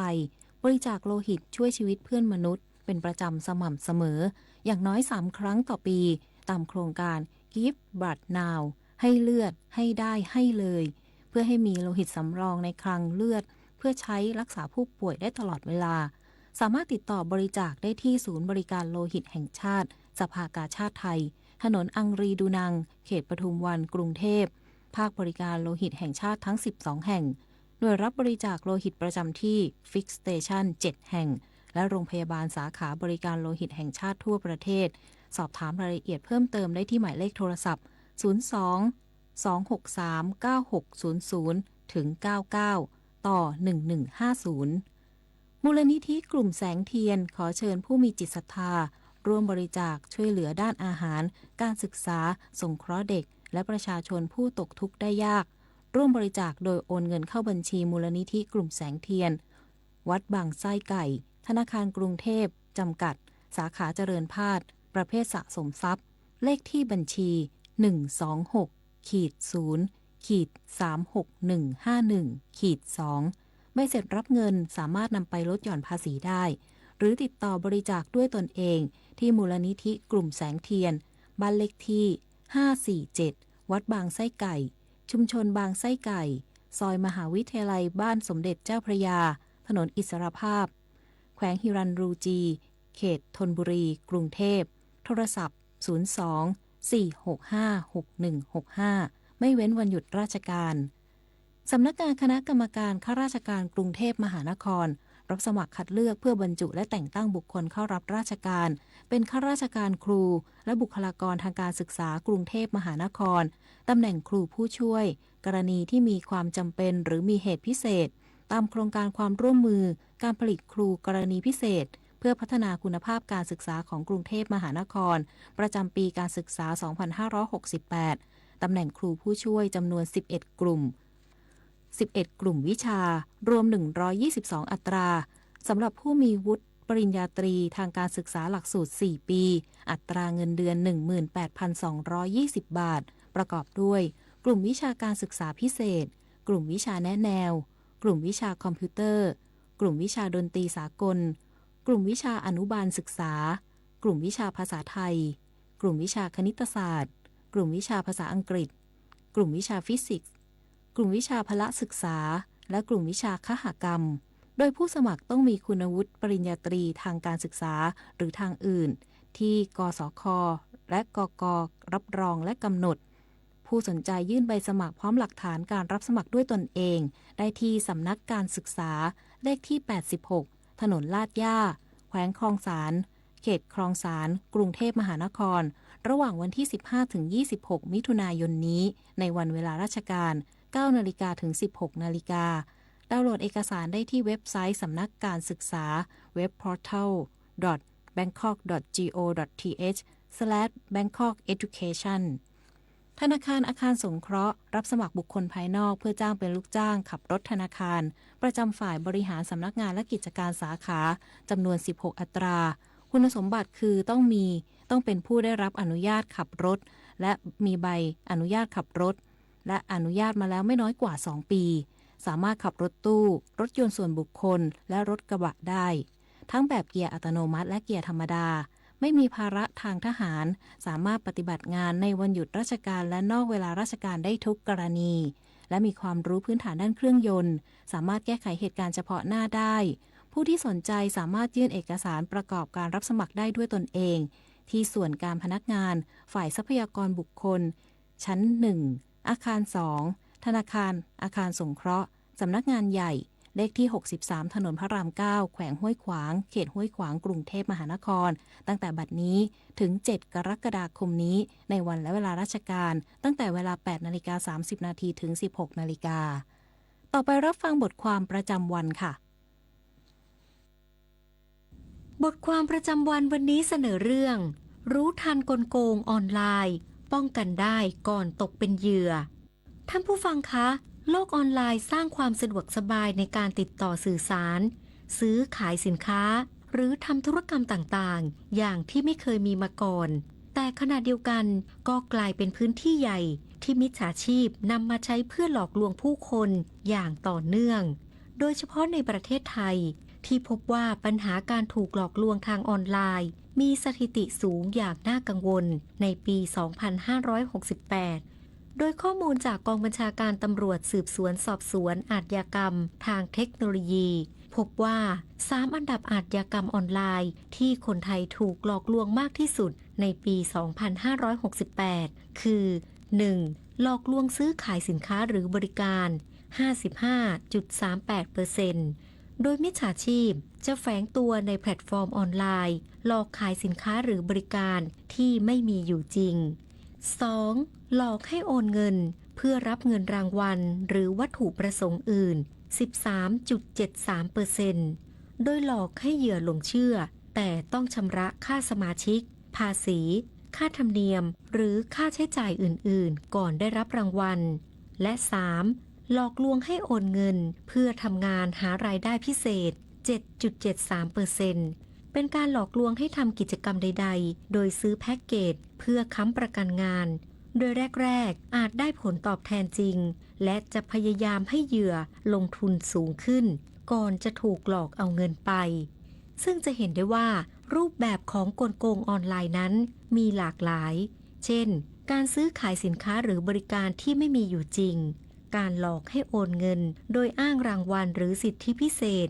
หลอกให้สมัครงานหรือโอนเงินลงทุนเพื่อผลตอบแทนสูง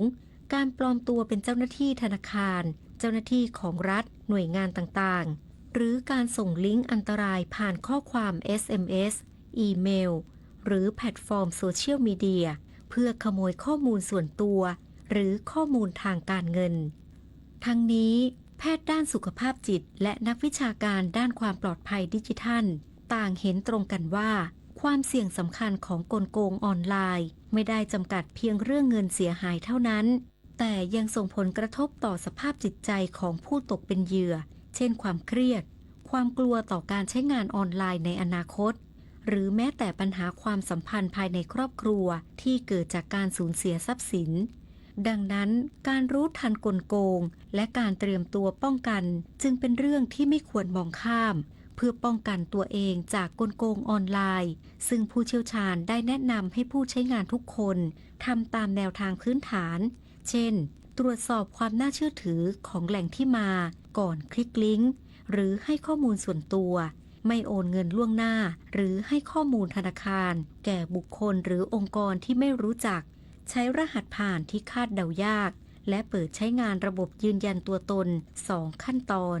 รวมถึงการอัปเดตซอฟต์แวร์และระบบป้องกันไวรัสอยู่เสมอ เพื่อช่วยลดความเสี่ยงจากมัลแวร์และภัยไซเบอร์อื่นๆ นอกจากนี้หน่วยงานภาครัฐและภาคเอกชนในไทยก็ได้ร่วมมือกันจัดตั้งศูนย์ป้องกันอาชญากรรมออนไลน์และสายด่วนสำหรับแจ้งเหตุอย่างเช่นหมายเลข 1441 เพื่อให้ประชาชนสามารถรายงานเหตุการณ์หรือขอคำแนะนำเมื่อสงสัยว่าตกเป็นเป้าหมายของการหลอกลวงท่านผู้ฟังคะการหลอกลวงออนไลน์เป็นภัยที่เติบโตควบคู่ไปกับการพัฒนาเทคโนโลยีแต่การเสริมสร้างความรู้ความระวังและการปฏิบัติตามแนวทางความปลอดภัยพื้นฐานสามารถช่วยลดโอกาสที่เราจะตกเป็นเหยื่อได้เพราะโลกออนไลน์ควรเป็นพื้นที่ที่เราใช้ประโยชน์อย่างปลอดภัยไม่ใช่สถานที่ที่สร้างความเสียหายทั้งในด้านการเงินและความมั่นใจในชีวิตประจำวันค่ะจบบทความประจำวันเรื่องรู้ทันกลโกงออนไลน์ป้องกันได้ก่อนตกเป็นเหยื่อเรียบเรียงและนำเสนอโดยทิติมามหัฒนขจรท่านผู้ฟังที่สนใจบทความดังกล่าวสามารถดาวน์โหลดได้ที่เว็บไซต์สถานีวิทยุกระจายเสียงแห่งประเทศไทย radiothailand.prd.go.th หรือติดต่อได้ที่ส่วนกระจายเสียงในประเทศหมายเลขโทรศัพท์ 022773804 ในวันและเวลาราชการสังคมสูงวัยไม่ใช่เรื่องไกลตัวอารยสถาปัตย์คือการออกแบบบ้านเมืองและพื้นที่สาธารณะให้ผู้สูงอายุใช้ชีวิตได้สะดวกปลอดภัยและเท่าเทียมทางลาดราวจับพื้นกันลื่นและแสงสว่างคือรายละเอียดเล็กๆที่ช่วยลดการหกล้มและเพิ่มคุณภาพชีวิตได้จริงร่วมสร้างสังคมที่ทุกวันใช้ชีวิตได้อย่างมั่นใจเพราะการออกแบบที่ดีคือความใส่ใจที่ทุกคนสัมผัสได้แบงคอกโหวตแบงคอกโหวตเลือกผู้ว่าเลยสกอร์คนโปรดแบงคอกโหวตแบงคอกโหวตมาเรามาใช้สิทธิ์โหวตกรุงเทพคือเมืองที่มีเสียงมากมายแต่เสียงที่สำคัญที่สุดคือเสียงของพวกเราที่มีพลังกำหนดอนาคตของกรุงเทพวันอาทิตย์ที่ 28 มิถุนายน 69 8 โมงเช้าถึง 5 โมงเย็นออกไปใช้เสียงใช้สิทธิ์เลือกผู้ว่ากทมและสกร่วมกำหนดอนาคตกรุงเทพจากเสียงของคุณแบงคอกโหวตเลือกกรุงเทพในแบบคุณแบงคอกโหวตมาเรามาใช้สิทธิ์โหวตถ้าเราทุกคนร่วมแรงร่วมใจกันร่วมทุกข์ร่วมสุขกันตั้งใจปฏิบัติภาระหน้าที่ของตนอย่างดีที่สุดเท่าที่แต่ละคนจะสามารถจะกระทำได้แล้วก็จะช่วยให้ผ่านพ้นอุปสรรคปัญหาต่างๆและดำเนินชีวิตได้ด้วยความผาสุกสวัสดีพระราชดำรัสพระบาทสมเด็จพระเจ้าอยู่หัวจบข่าวจุฑามาสรักษาพันธ์บรรณาธิการข่าวนฤนาถแข็งขันอ่าน